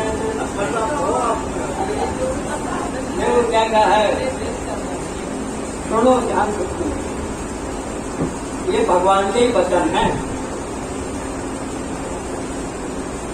जाको नाम लेत जग माही, जाको नाम लेत जग माही, तो सकल अमंगल पूर्ण काई। तो अमंगल माने दुख, तो जितने भी दुख हैं उनकी जड़ी कट जाए। अब बताओ, जिस पेड़ की जड़ कट गई वो पेड़ दोबारा उगेगा क्या? नहीं उग सकता। तो कहा है कि जाको नाम लेत जग माही, तो सकल अमंगल पूर्ण काई। तो इसलिए भगवान के नाम से बढ़कर कुछ नहीं है। भगवान के नाम से बढ़कर तो भगवान भी नहीं है, भगवान भी छोटे हैं, नाम बड़ा है। कि भगवान के पास तो जो आया उसका ही उद्धार होगा, और नाम तो जो नहीं आया उसका तो कई उद्धार कर रहा है। तो नाम की बहुत कीमत है। वो जो है ना, चित्रगत जुगे चेता द्वापर पूजा मठोर योग, अरे जो गति हो ये तो करी, हरि नाम से पावे लोग। देखो नाम का प्रभाव तो सतयुग में भी था, त्रेता में था, द्वापर में भी था, लेकिन विशेषकर नाम का प्रभाव कलयुग में है। कलयुग में नाम रखने से और जन्म मरण छूट जाएगा। और ये और भी मतलब सरल और सस्ता रास्ता बता दिया कि एक माता पूरे परिवार को तार अब नाम लेने में क्या जोर पड़ेगा, क्या पैसा लगता है क्या? है? अरे 1 घंटा लगता है तो 1 घंटे में नाम कर लो, 1 घंटे में तो प्रसाद तैयार हो ही जाता है। इसे करो। और वैसे भी आप हैं, मैंने बताया है कि जब खाओ तो हरि नाम करके भी खाओ, तो वो अमृत अंदर जाएगा, तो तुम्हारे दुर्गुण मिट जाएंगे, जितने भी अवगुण है ना वो सब खत्म पक जाएंगे। हाँ, और आप में गुणी गुण आ जाएगा, गुणी गुण, और एक अलौकिक आनंद आएगा। उस आनंद को बता नहीं सकता, वो ऐसा आनंद है कि जिसको मिलता है वो ही जानता है। वो ऐसा एक मस्ती का आनंद है जिसको हम दिव्या से बता नहीं सकते। क्या करेंगे?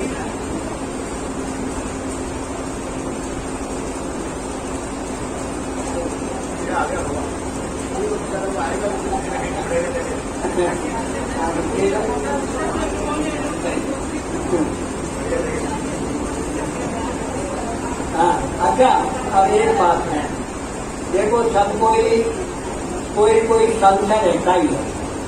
देखो परीक्षित ने भी सुखदेव जी से बहुत से प्रश्न किए। कोई का संशय हो तो मेरे को पूछ लो।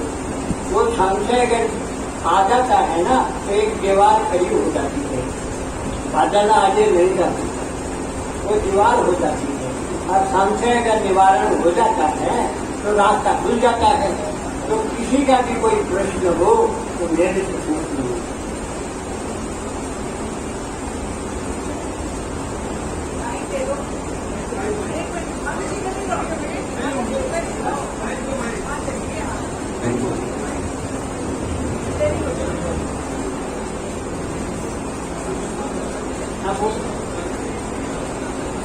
वो ऐसा है कि जो मैंने बोला था ना कि तुम है जो पानी पियो तो हरि नाम, अन्न खाओ तो हरि नाम, वो ये है 40 दिन का, 40 दिन का आखिरी है, 40 दिन में तो भगवान मिलेगा ही, 100% मिलेगा। अगर कोई कंटिन्यूस करेगा, लगातार करेगा तो भगवान जरूर मिलेगा, 100% मिलेगा। लेकिन वो जो लगातार नहीं करेगा तो उसको निर्गुण वृद्धि आएगी नहीं, आएगा रजोगुण तमोगुण जो धारा है वो जाएगी ही नहीं। तो ऐसा करेगा तभी तो जाएगी। रास्ता जैसा बताया है, यह बच्चा है ना जो पढ़ता है, वो ध्यान से पढ़ता है, सुनता है तो पास हो जाता है। तो धीरे धीरे वो कलेक्टर भी बन जाता है। ऐसे ही जब धीरे धीरे तब करोगे 40 दिन के बाद में भगवान जरूर मिलेगा। और जब भगवान मिल गया, अब आप चाहते हो, आप कहते हो हमको भगवान की जरूरत ही नहीं। आप ये बोलो हमको भगवान की क्या जरूरत है? अरे जरूरत है तुमको, क्योंकि सुख तो भगवान के पास है, दुख है संसार में, तो सुख की जरूरत किसको नहीं है? सुख की जरूरत तो सबको है कि सबको सुख मिल जाए। देखो तो वो सुख तो भगवान के चरणों में है और कहीं सुख है नहीं, इसलिए भगवान को पाना बहुत जरूरी है। कोई तन दुखी, कोई मन दुखी, कोई पैसे बिन फिरे उदास, थोड़े थोड़े सभी दुखी, नानका सुखी राम का दास। तो सुख कहाँ मिलेगा? राम के पास, कृष्ण के पास, वहाँ सुख मिलेगा। इसलिए तुमको जरूरत है, भगवान की जरूरत है।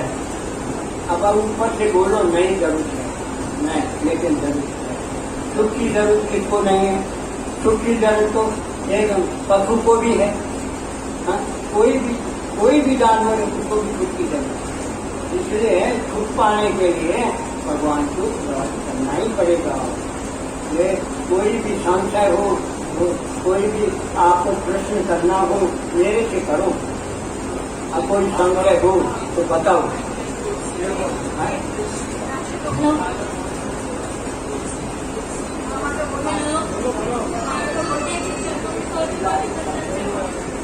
देखो एक बात है, तुलसी सबकी सूख जाती है, तुलसी सबकी सूख जाती है, तो उसका इलाज है।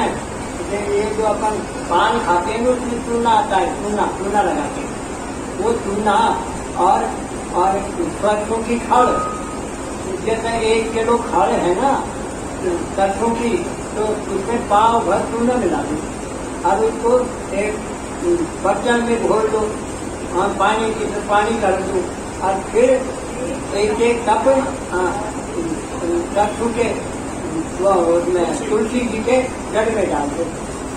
6 दिन में तुलसी हरी हो जाएगी, ये सबकी टूट जाती है। ये तुलसी जी की ये दवा है। और तुलसी अच्छी हो जाएगी। और तुलसी बिना भगवान मिलता नहीं है, तो तुलसी जी की सेवा बहुत जरूरी है। और किसी का प्रश्न हो तो मेरे से पूछो। कोई भी महाराज के चरणों में कोटि-कोटि वंदन प्रणाम। महाराज जी, मैंने जब आप 18 या 19 में आए थे तब मैंने आपके दर्शन पाए। दर्शन पाने के बाद मुझे एक भगवान की भक्ति का रास्ता मिल गया, लेकिन मैं खूब रोती हूँ खूब भगवान को पाने के लिए, लेकिन मुझे कहीं सपने में भी नहीं दिखता। खूब आपकी कृपा से मुझे हरी स्मरण भी मिल गया। मैं हरी चर्चाएं करना मुझे अच्छा लगता है, प्रभु की बातें सुनना मुझे अच्छा लगता है, लेकिन मैं भगवान को खूब याद करती हूँ। मुझे सपने में भी याद है, मैं आपके आभागी हूँ प्रभु। मुझे भगवान को देखना चाहती हूँ, मैं खूब भगवान को याद करते स्मरण करती हूँ, लेकिन मुझे कहीं दर्शन नहीं होते प्रभु।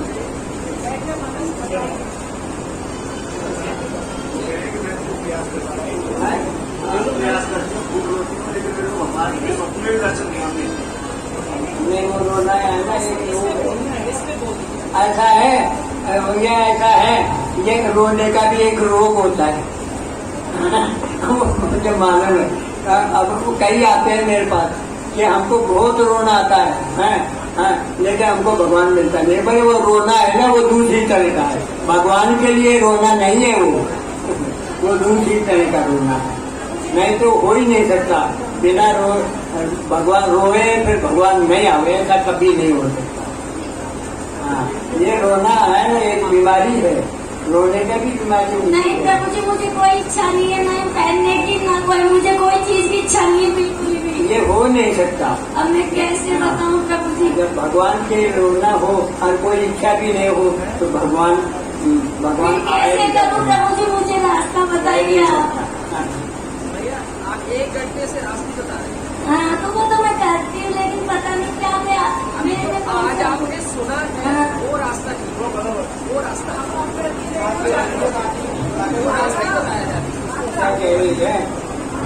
आप कहते हैं कि मुझे रास्ता बताया था, क्या मेरे लिए 1 घंटे से क्या कर रहे थे? 1 घंटे से रास्ते बता रहे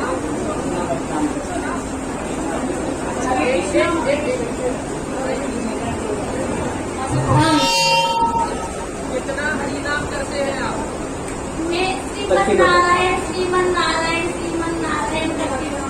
मैं तो जैसे मैं रोटी भी बनाती हूँ, झाड़ू लगाती हूँ, पोछा करती हूँ, आंगनबाड़ी में भी जाती हूँ, पैदल दुकान पे बैठती हूँ, तो मैं यही श्रीमन नारायण में बोलती हूँ, अंदर से श्रीमन नारायण करती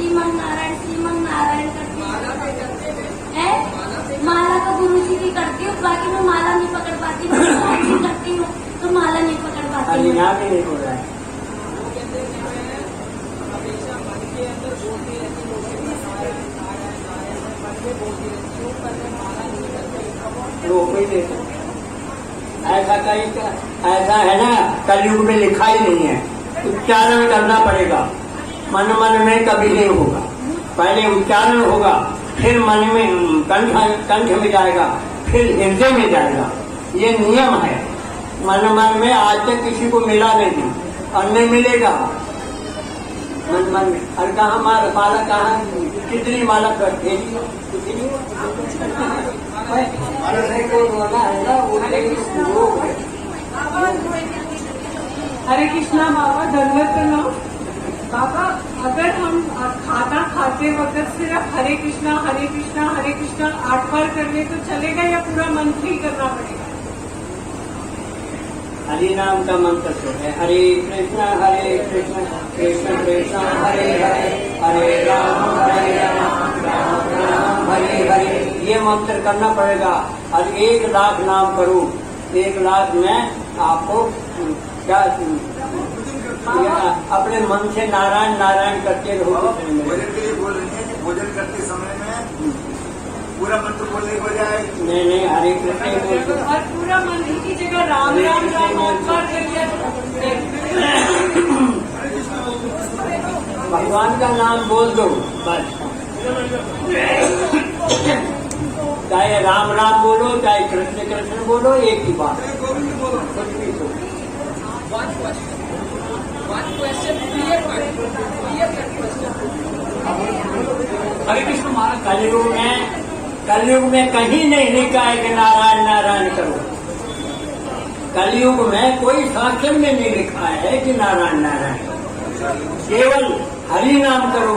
चैतन्य महाप्रभु का अवतार लिया था, उन्होंने खुद ने किया था हरि नाम। 1 लाख नाम करती थी।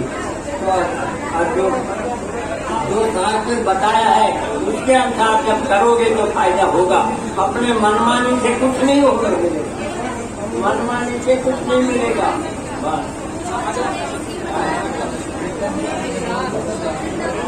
हरे कृष्ण महाराज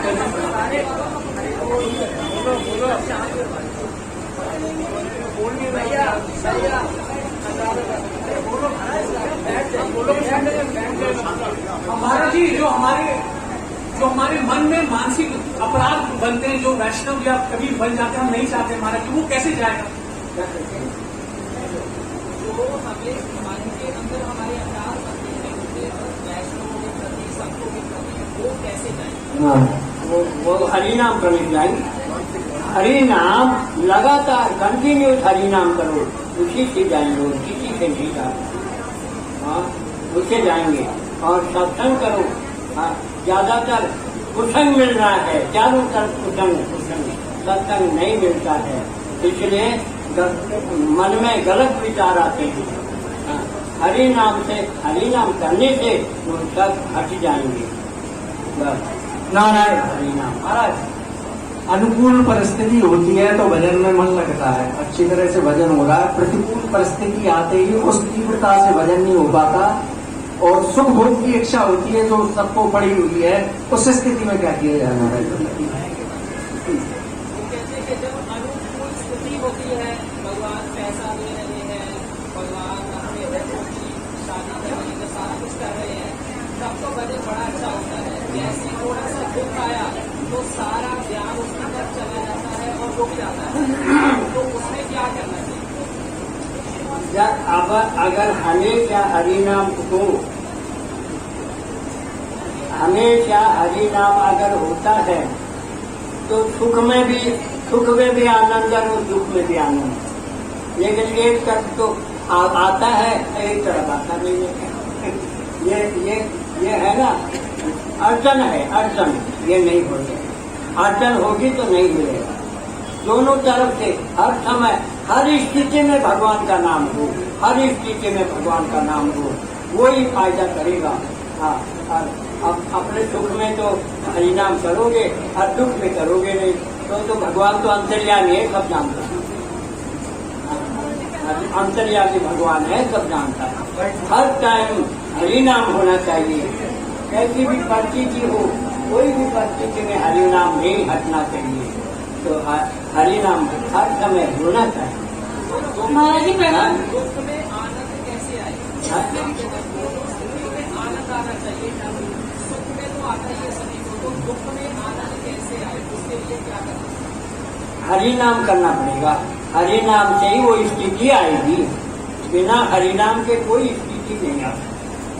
हरि नाम में करेगा, हरि नाम से सब कुछ मिलेगा। कलयुग केवल नाम आधारा, सुमर सुमर नर उतरे के पारा। हाँ, हरि नाम से ही आपको सब कुछ मिल सकता है।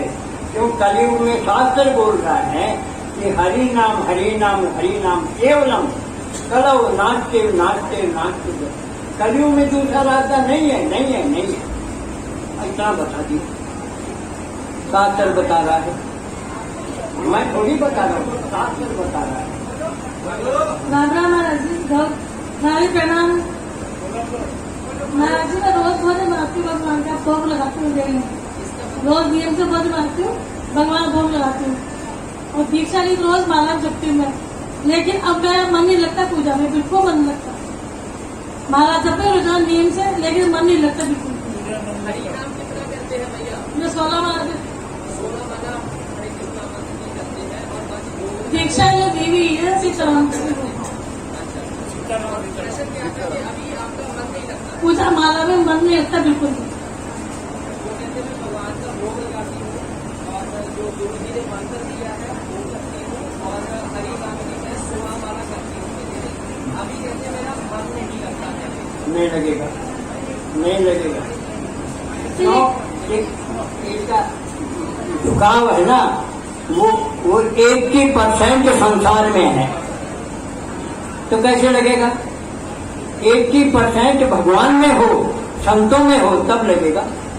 अब 80% तो संसार में घुसा हुआ है, कैसे लगेगा? लग ही नहीं सकता। क्या किया जाए इसके लिए? संसार से हटा के भगवान में लगाने के लिए क्या किया जाए? क्या किया जाए? वो हरिनाम करो, हरिनाम लगा देगा अपना और सत्संग करवा देगा। सत्संग 2 घंटे करती हरिनाम हूँ, ही सत्संग करवाएगा। सत्संग 3 से 5 2 घंटे करती हूँ। गीता पाठ वगैरह का करती हूँ, पर ध्यान नहीं लगता, मन नहीं लगता। गीता पाठ 2 घंटे करती हूँ। हाँ? गीता पाठ 2 घंटे करती पिताजी का सत्संग करती है 2 घंटे। वो तो ठीक है, गीता समझ में नहीं आएगी। बिना हरि नाम के गीता नहीं समझ सकते, बड़े बड़े महात्मा नहीं समझ सकते, तुम क्या समझोगी? बड़े बड़े महात्मा भी गीता नहीं समझ सकते, तो आप क्या समझोगी? हरि नाम करोगे तभी ही दिल है ना वो ज्ञानमय हो जाएगा, निर्मल बन जाएगा, जो गंदगी पड़ी हुई है वो हट जाएगी। कहने का भाव गीता समझना बहुत मुश्किल है, गीता बड़े बड़े विद्वान भी नहीं समझ सकते। गुरु जी एक प्रश्न और था, बचपन में मेरा ध्यान बहुत लगता था, पर जैसे जैसे उम्र बढ़ी अब ध्यान नहीं लग रहा, इसमें दुख होता है अंदर। बचपन में ध्यान बहुत लगता है। बचपन में तो भगवान की तरफ बड़ा मन था, अब जैसे जैसे उम्र बढ़ती जा रही है तो बढ़ता जा रहा है। वो संसार में घुसता जा रहा है। पहले आपका झुकाव है ना संसार में ज्यादा झुकता जा रहा है, हाँ, और भजन छूटता जा रहा है। हाँ? चालू कर लीजिए ऊपर को। हरे कृष्ण। अब आप ध्यान से सुनिए। कोई कहता है मुझे भगवान के दर्शन नहीं हो रहे हैं, कोई कहता है कि मैं इतना हरिनाम कर रहा हूँ, मैं इतना रो रहा हूँ, इतना कर रहा हूँ, इतना कर रहा हूँ, फिर भी भगवान के दर्शन नहीं हो रहे। भगवान के दर्शन नहीं होना एक महत्वपूर्ण बात नहीं है। मैं आपको एक ऐसा प्रत्यक्ष उदाहरण देके बता रहा हूँ जिसमें भगवान के दर्शन क्या, भगवान की चरणों की सेवा मिल जाती है। भगवान के दर्शन इतना महत्वपूर्ण नहीं है। भगवान के धाम में जाना, भगवान के चरणों की सेवा मिलना, भगवान के चरणों के में पहुंचना, ये महत्वपूर्ण है। हम 2 दिन भजन करते हैं, 6 महीने भजन करते हैं और कहते हैं कि मुझे रोना आ गया, मुझे भगवान के दर्शन। इतने जल्दी भगवान के दर्शन होने वाले नहीं है।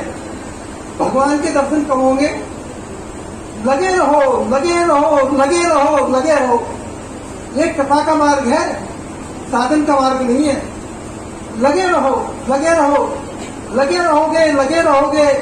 नाव चलती है पानी में, हजारों किलोमीटर चलती है, बोट चलती है, लेकिन एक दिन बोट किनारे पे लगती है। लगे रहोगे, लगे रहोगे, लगे रहोगे, तो ठाकुर जी अवश्य कृपा करेंगे। इसमें कोई लेस मात्र भी संशय नहीं है, लेकिन लगे रहो, छोड़ो मत। भगवान कहते हैं नित्य निरंतर, निरंतरता बनाए रखो, नित्यता बनाए रखो, लेकिन लगे रहो। अब मैं आपको घटना सुना रहा हूँ जिसमें ठाकुर जी कृपा करते हैं। महाराज जी के एक शिष्य हैं, महाराज जी उनको पढ़ाते थे बचपन में, उनको मारते भी थे। उनका नाम है नवरत्न की शर्मा।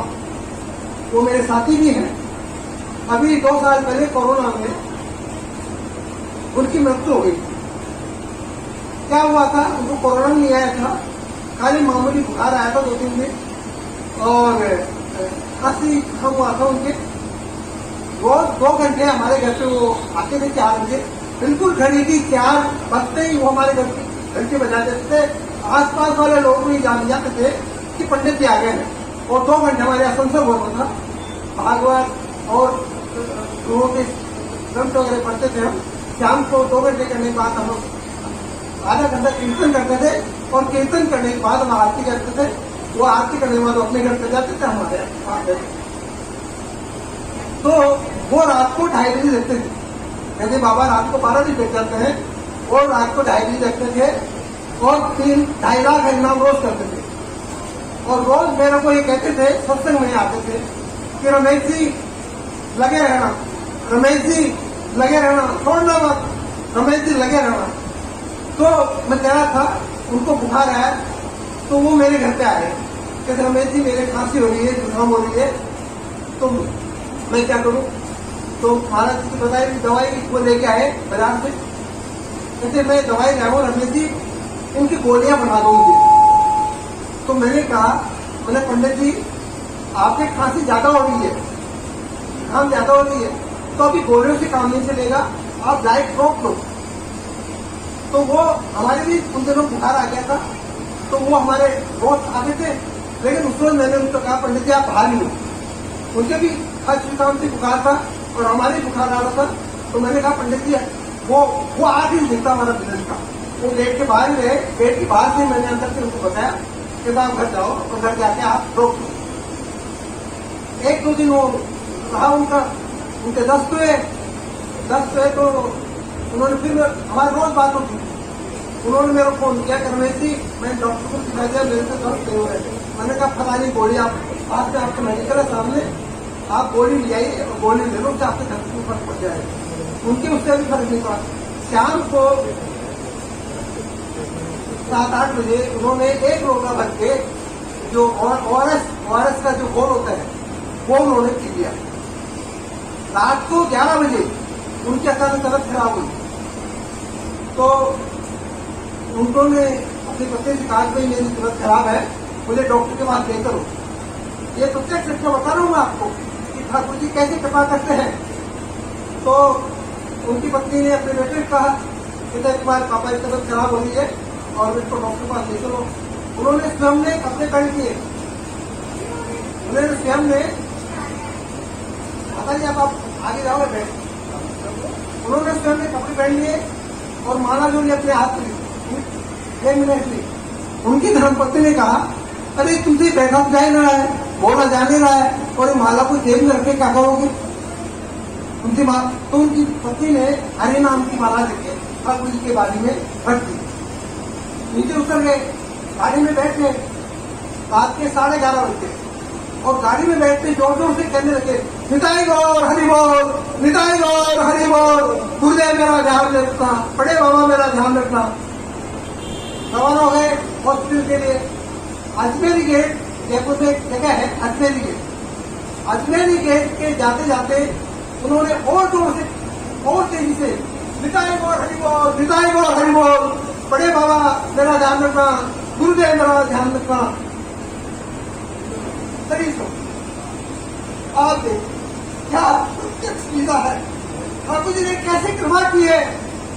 अरे भाई ठाकुर जी का दर्शन होना चाहिए। हर मनुष्य के जीवन में ठाकुर जी एक बार अवश्य आते हैं। माँ बाप अपने बेटे को अवश्य संभालते हैं, वो तो जगत के माता पिता है, वो क्या अपने इस संतानों को संभालने के लिए नहीं आते, जरूर आते, लेकिन ये माया का पर्दा होता है, हम उनको नहीं संभाल पाते।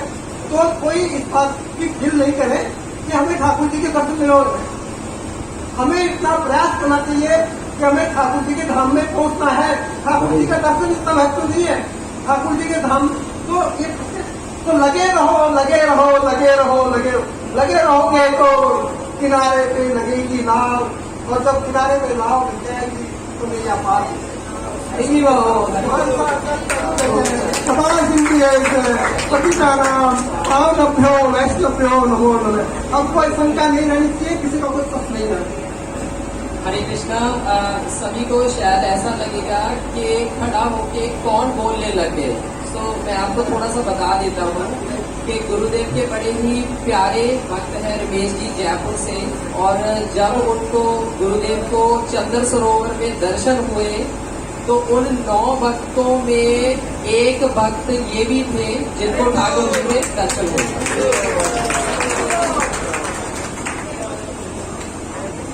अगला प्रश्न किसी का है तो बता दीजिए। राधे राधे सबको, मुझे प्रणाम। मैं ये पूछना चाहती हूँ कि तुलसा जी का वन सघन हो जाता है काफी बार, तो उसकी हम कटिंग करते हैं, तो उसका कोई पाप तो नहीं लगेगा? अगर कटिंग नहीं करते तो तुलसा जी सूखने लग जाती है। और दूसरा, भगवान पे जो रोज तुलसा जी चढ़ाते हैं और फूल चढ़ाते हैं, उसका विसर्जन कैसे करेंगे? नदी नाले तो है नहीं हमारे जयपुर में, तो उनको हम कैसे क्या करें?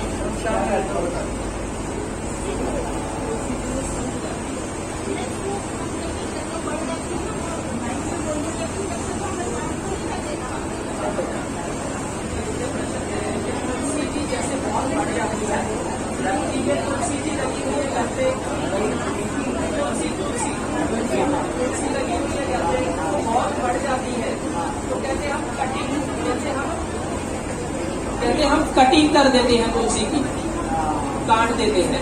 एक तो पहला तो ये बता दीजिए कि ये सही है या माइक पे बता दीजिए। तुलसी जी को काटना गलत है, गलत है।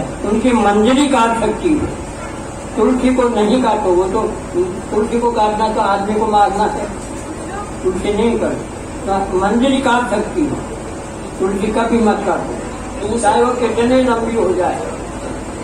और दूसरा गुरुदेव का प्रश्न है कि जब हम अर्पित करते हैं ठाकुर जी को तुलसी अर्पित करते हैं, तो वो तुलसी बहुत सारी इकट्ठी हो जाती है, तो उसका हम क्या करें बाद में? चरणों में, मतलब तुलसी के चरणों में चढ़ा, नहीं वो तो चढ़ा देते हैं, पर वो बहुत इकट्ठी हो जाती है। कहते हैं उसको क्या विसर्जित कर सकते हैं? विसर्जित कर सकते हैं गंगा जी में या कहीं पर चढ़ाई हुई तुलसी को? चढ़ाई तुलसी इकट्ठी हो जाती है ना, वो इकट्ठी हुई तुलसी को क्या करें?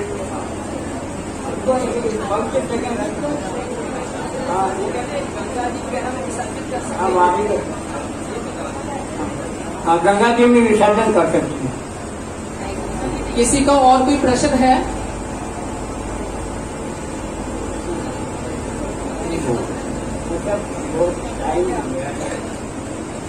अच्छा, 2-3 अनाउंसमेंट्स हैं। 2-3 अनाउंसमेंट्स हैं। एक तो गुरुदेव के बाहर ग्रंथ उपलब्ध है, अति शीघ्र भगवत प्राप्ति और इसी जन्म में भगवत प्राप्ति। तो ये ग्रंथ निशुल्क में उपलब्ध है। ये दोनों ग्रंथ, अति शीघ्र भगवत प्राप्ति और इसी जन्म में भगवत प्राप्ति। तो जो भक्त तो पढ़ेगा वो भक्त ही ले, नहीं तो अगर ले जाके अपने घर पे रख दिया तो उसका अपराध हो जाएगा और बहुत बड़ा संकट है, और संकट आ जाएगा।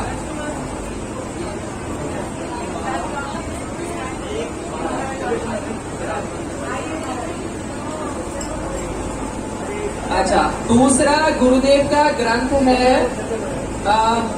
भागवतम का सार, जो गुरुदेव ने लिखा है। तो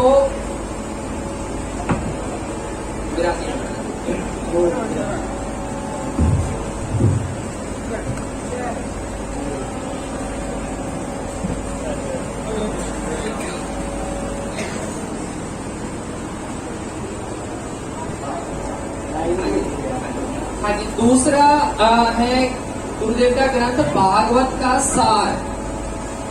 वो एक ग्रंथ तो छोटे में उपलब्ध है और एक बड़े में उपलब्ध है। जो बड़ा भागवत का सार है उसमें श्रीमद् भागवतम के 335 अध्याय हैं, हर एक अध्याय का सार लिखा है। परंतु जो छोटा ग्रंथ है उसमें हर एक अध्याय का सार नहीं लिखा। जिन्होंने मतलब कि उम्र जिनकी ज्यादा हो गया कि भैया हम अब नहीं पढ़ सकते, हमें तो मक्खन ही मक्खन खाना है, तो वो ले लीजिए छोटा ग्रंथ, है ना। जिनको ये लगता है कि मेरे से इतना नहीं पढ़ा जाता अभी, मुझे तो बस सार बता दो बस, तो वो है छोटा ग्रंथ ले लीजिए। जिसको थोड़ा सा समझना है तो वो बड़ा ग्रंथ ले सकते हैं।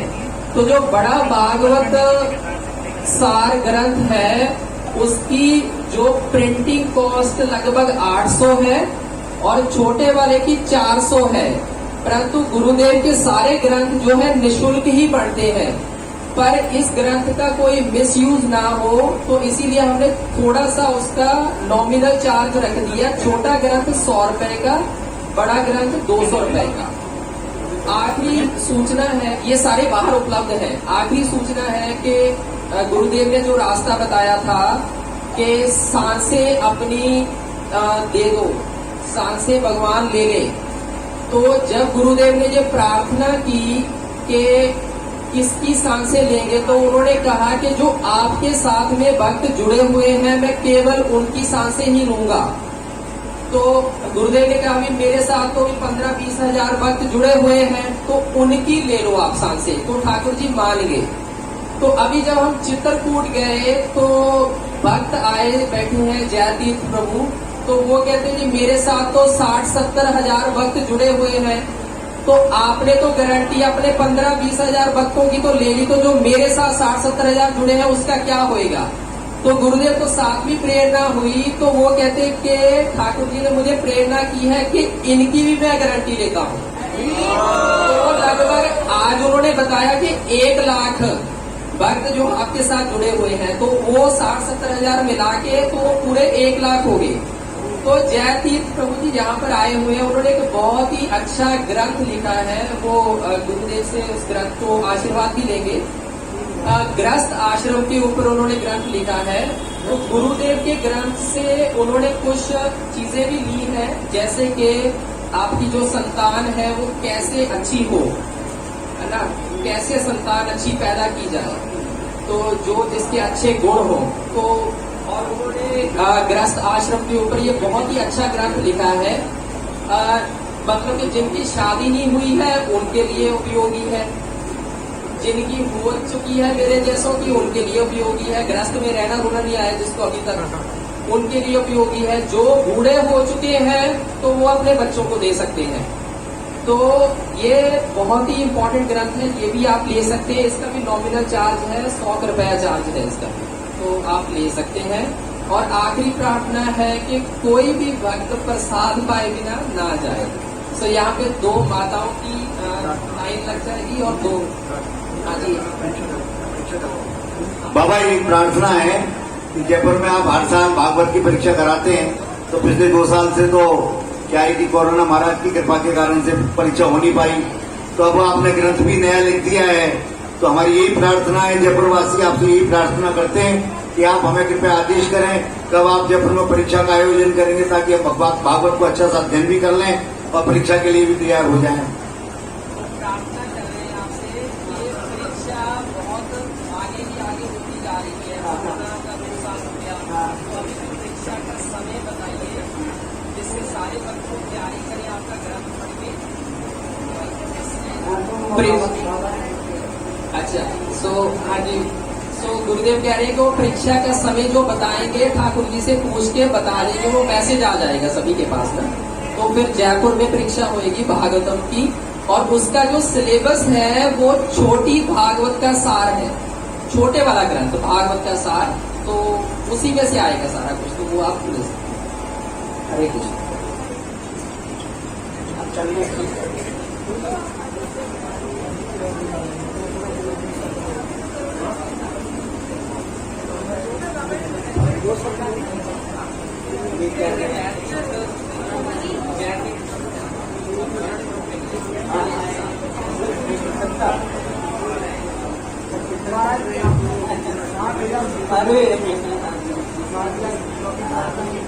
दोनों क्या सेवा है।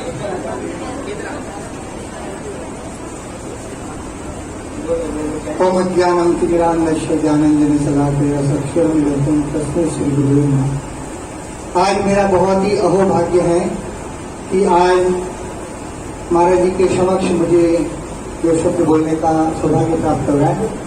वैसे मैंने सोचा भी नहीं था कि आज मैं यहाँ पहुँचूंगा, क्योंकि परसों तो मैं पंढरपुर धाम में था और वहाँ हमारा गृहस्थाश्रम गुरुदेव के द्वारा लोकार्पण हुआ। मगर जैसे ही कल मुझे गंगोत्री प्रभु जी का फोन आया कि महाराज जी ने आपको स्मरण किया है, तो गुरु पूर्णिमा पर आपको आना है।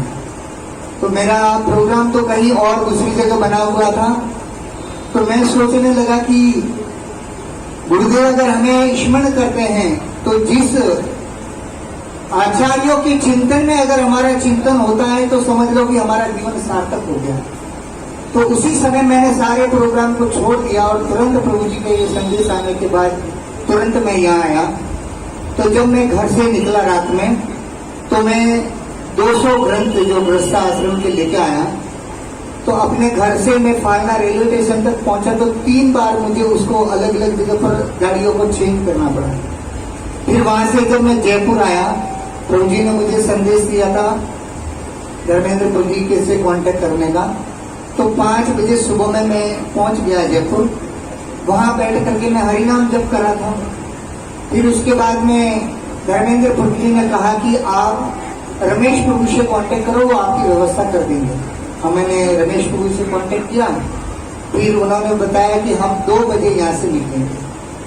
अब हम रेलवे स्टेशन से वो जो भागवत का ग्रंथ जो काफी वजन था उसको ले आना थोड़ा कठिन हो रहा था। तो हमने सोचा कि पहले हम राधा गोविंद देव जी के दर्शन करेंगे और उसके बाद आगे बढ़ेंगे। तो हम जब गोविंद देव जी के दर्शन करने के लिए जब रिक्शे से गए, तो आज गुरु पूर्णिमा होने के कारण पूरा ट्रैफिक बंद था। तो इतने भारी भरकम ग्रंथों को लेके जाना पैदल तो बहुत मुश्किल था। हमने पुलिस से प्रार्थना की, तो उसने कहा भैया आपको एक को छोड़ूंगा, मेरा सारा सिस्टम बिगड़ जाएगा। तो फिर उन्होंने क्या किया, 2 मिनट रुकने के बाद बोले ठीक है आप 2 मिनट रुको, मैं छोड़ता हूँ। फिर उन्होंने हमारा रिक्शा अंदर छोड़ दिया। जैसे हम राधा गोविंद देव जी के दर्शन करके आए तो दोनों तरफ से रास्ते बंद थे और टैक्सी स्टैंड काफी दूर था। अब वहां से हमको ग्रंथों को ले जाना बहुत मुश्किल था। इतने में हमारी धर्मपत्नी वहां पर एक टैक्सी वाला खड़ा था, उसको बोला, वो जा रहा था टैक्सी लेके जहां हम बैठे हुए थे। तो उसने उसको पूछा कि भैया हमारे थोड़े ग्रंथ है, इसको थोड़ा आपके गाड़ी में रखवा दो। तो उसने बोला हाँ ठीक है आप रख दीजिए। अब उस टैक्सी वाले ने हमको पूछा आपको कहाँ जाना है, तो मैंने तो पावटा बताया। फिर बाद में मुझे पता चला कि यहाँ का प्रताप नगर आना है। तो फिर उन्होंने कहा आप उल्टी दिशा में जा रहे हो, मैं आपको बड़ी चौपट छोड़ता हूँ, वहां से आपको साधन मिल जाएगा। और जैसे उसने हमको बड़ी चौपट पे छोड़ा तो फिर चिंता होगी कि अब इतने ट्रैफिक के अंदर इस ग्रंथों को कैसे ले जाएंगे। इतने में एक टैक्सी वाला आया और हमको कहा आपने टैक्सी बुक किया है। मैंने कहा भैया मैंने टैक्सी बुक तो नहीं किया, मगर टैक्सी चाहिए, हमको जाना है प्रताप नगर। तो उसी समय जिस व्यक्ति ने टैक्सी बुक किया था उसका टैक्सी वाले के पास फोन आया और उसने कहा कि मैं सामने वाले कॉर्नर पर खड़ा हूं सर्कल पे, आप घूम के उधर आओ। तो टैक्सी वाले ने कहा भैया मैं नहीं आ रहा हूं, मैं और किसी के साथ जा रहा हूं। और वो टैक्सी वाला सीधा जिसको बुकिंग किया था, बुकिंग करने वाले को छोड़ दिया और हमारे ग्रंथों को टैक्सी में डाला और हमको सीधा यहाँ ले आया। तो ये है ठाकुर जी की कृपा, योगक्षेम वहाम्यम।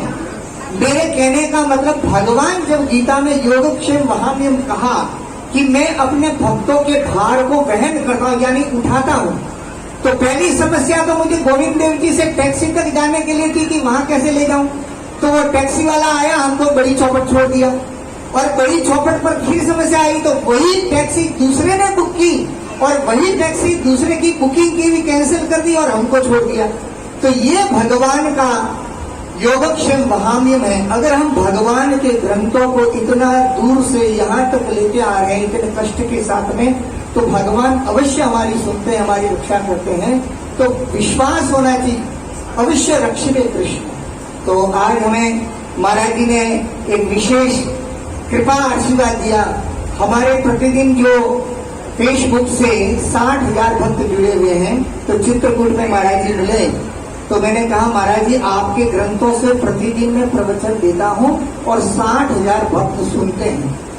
तो महाराज जी बहुत प्रसन्न हुए और महाराज जी ने कहा, मैंने कहा कि महाराज जी हमारे ऊपर भी कृपा कर दो, हमारे भक्तों पर। तो महाराज जी ने कहा हमारे 20 और आपके 60 तो 1 लाख हो गए। आज से मुझे ठाकुर जी से कहना पड़ेगा कि हमारे 1 लाख भक्त हैं, उनका उद्धार करो। तो ये आज गुरुदेव ने व्यास पीठ पर गुरु पूर्णिमा के दिन जो वचन कहे हैं, तो 100% भगवान इस वचनों को निभाएंगे और वैष्णव के आचार्यों के मुख से निकले हुए वचन को भगवान कभी झुठला नहीं सकते। बहुत बहुत धन्यवाद। हरे कृष्णा। तो यहाँ पर काउंटर पर ये गृहस्थाश्रम बुक जो है बहुत ही सुंदर है। वो भक्त जो भक्ति में आए हैं मगर भक्ति में गाड़ी उनकी रुक गई है, आगे नहीं बढ़ रहे हैं, जो व्यक्ति इस ग्रंथ को पढ़ेगा 100% उसकी आगे गाड़ी बढ़ेगी और वो बहुत ही नाम में रुचिपूर्वक जप करने लगेगा। और दूसरा, जो व्यक्ति अभी भक्ति से अनजान है, बिल्कुल भक्ति का मार्ग उसको पता ही नहीं है, ऐसे नए लोगों को भी ये ग्रंथ अगर कोई व्यक्ति देगा तो वो 100% भगवान का 16 माला जप करेगा और हमारे इस हरे कृष्ण आंदोलन में वो सेवा में सहयोग करेगा। तो आप अवश्य ले जाइए ग्रस्त धर्म तत्व, उसमें आने वाली समस्याएं और उसका समाधान क्या है, एक आदर्श ग्रस्त जीवन जीने की कला हमारे आचार्यों की टीकाओं के ऊपर और हमने अपने अनुभव के आधार पर लिखा है। आप अवश्य यहाँ काउंटर से प्राप्त कर सकते हैं। और गुरु महाराज जी ने हमें ये सेवा का अवसर दिया, स्मरण किया हमारा, इसलिए महाराज जी का हम हृदय से एक बार पुनः उनके चरणों में प्रार्थना करते हैं, हमारे आशीर्वाद दें कि हमारे हरिनाम में खूब मन लगे।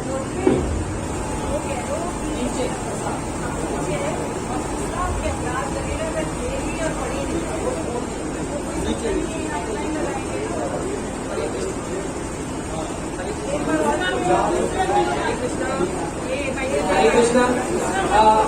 प्रसाद का थोड़ा सा व्यवस्था बननी है, थोड़ा सा देखे हुए भक्तों को। प्रसाद अभी नीचे है, जैसे आप सीढ़ियाँ उतरेंगे तो वहाँ पे ही बैठ के सारे भक्त प्रसाद पाएंगे। हरे कृष्णा।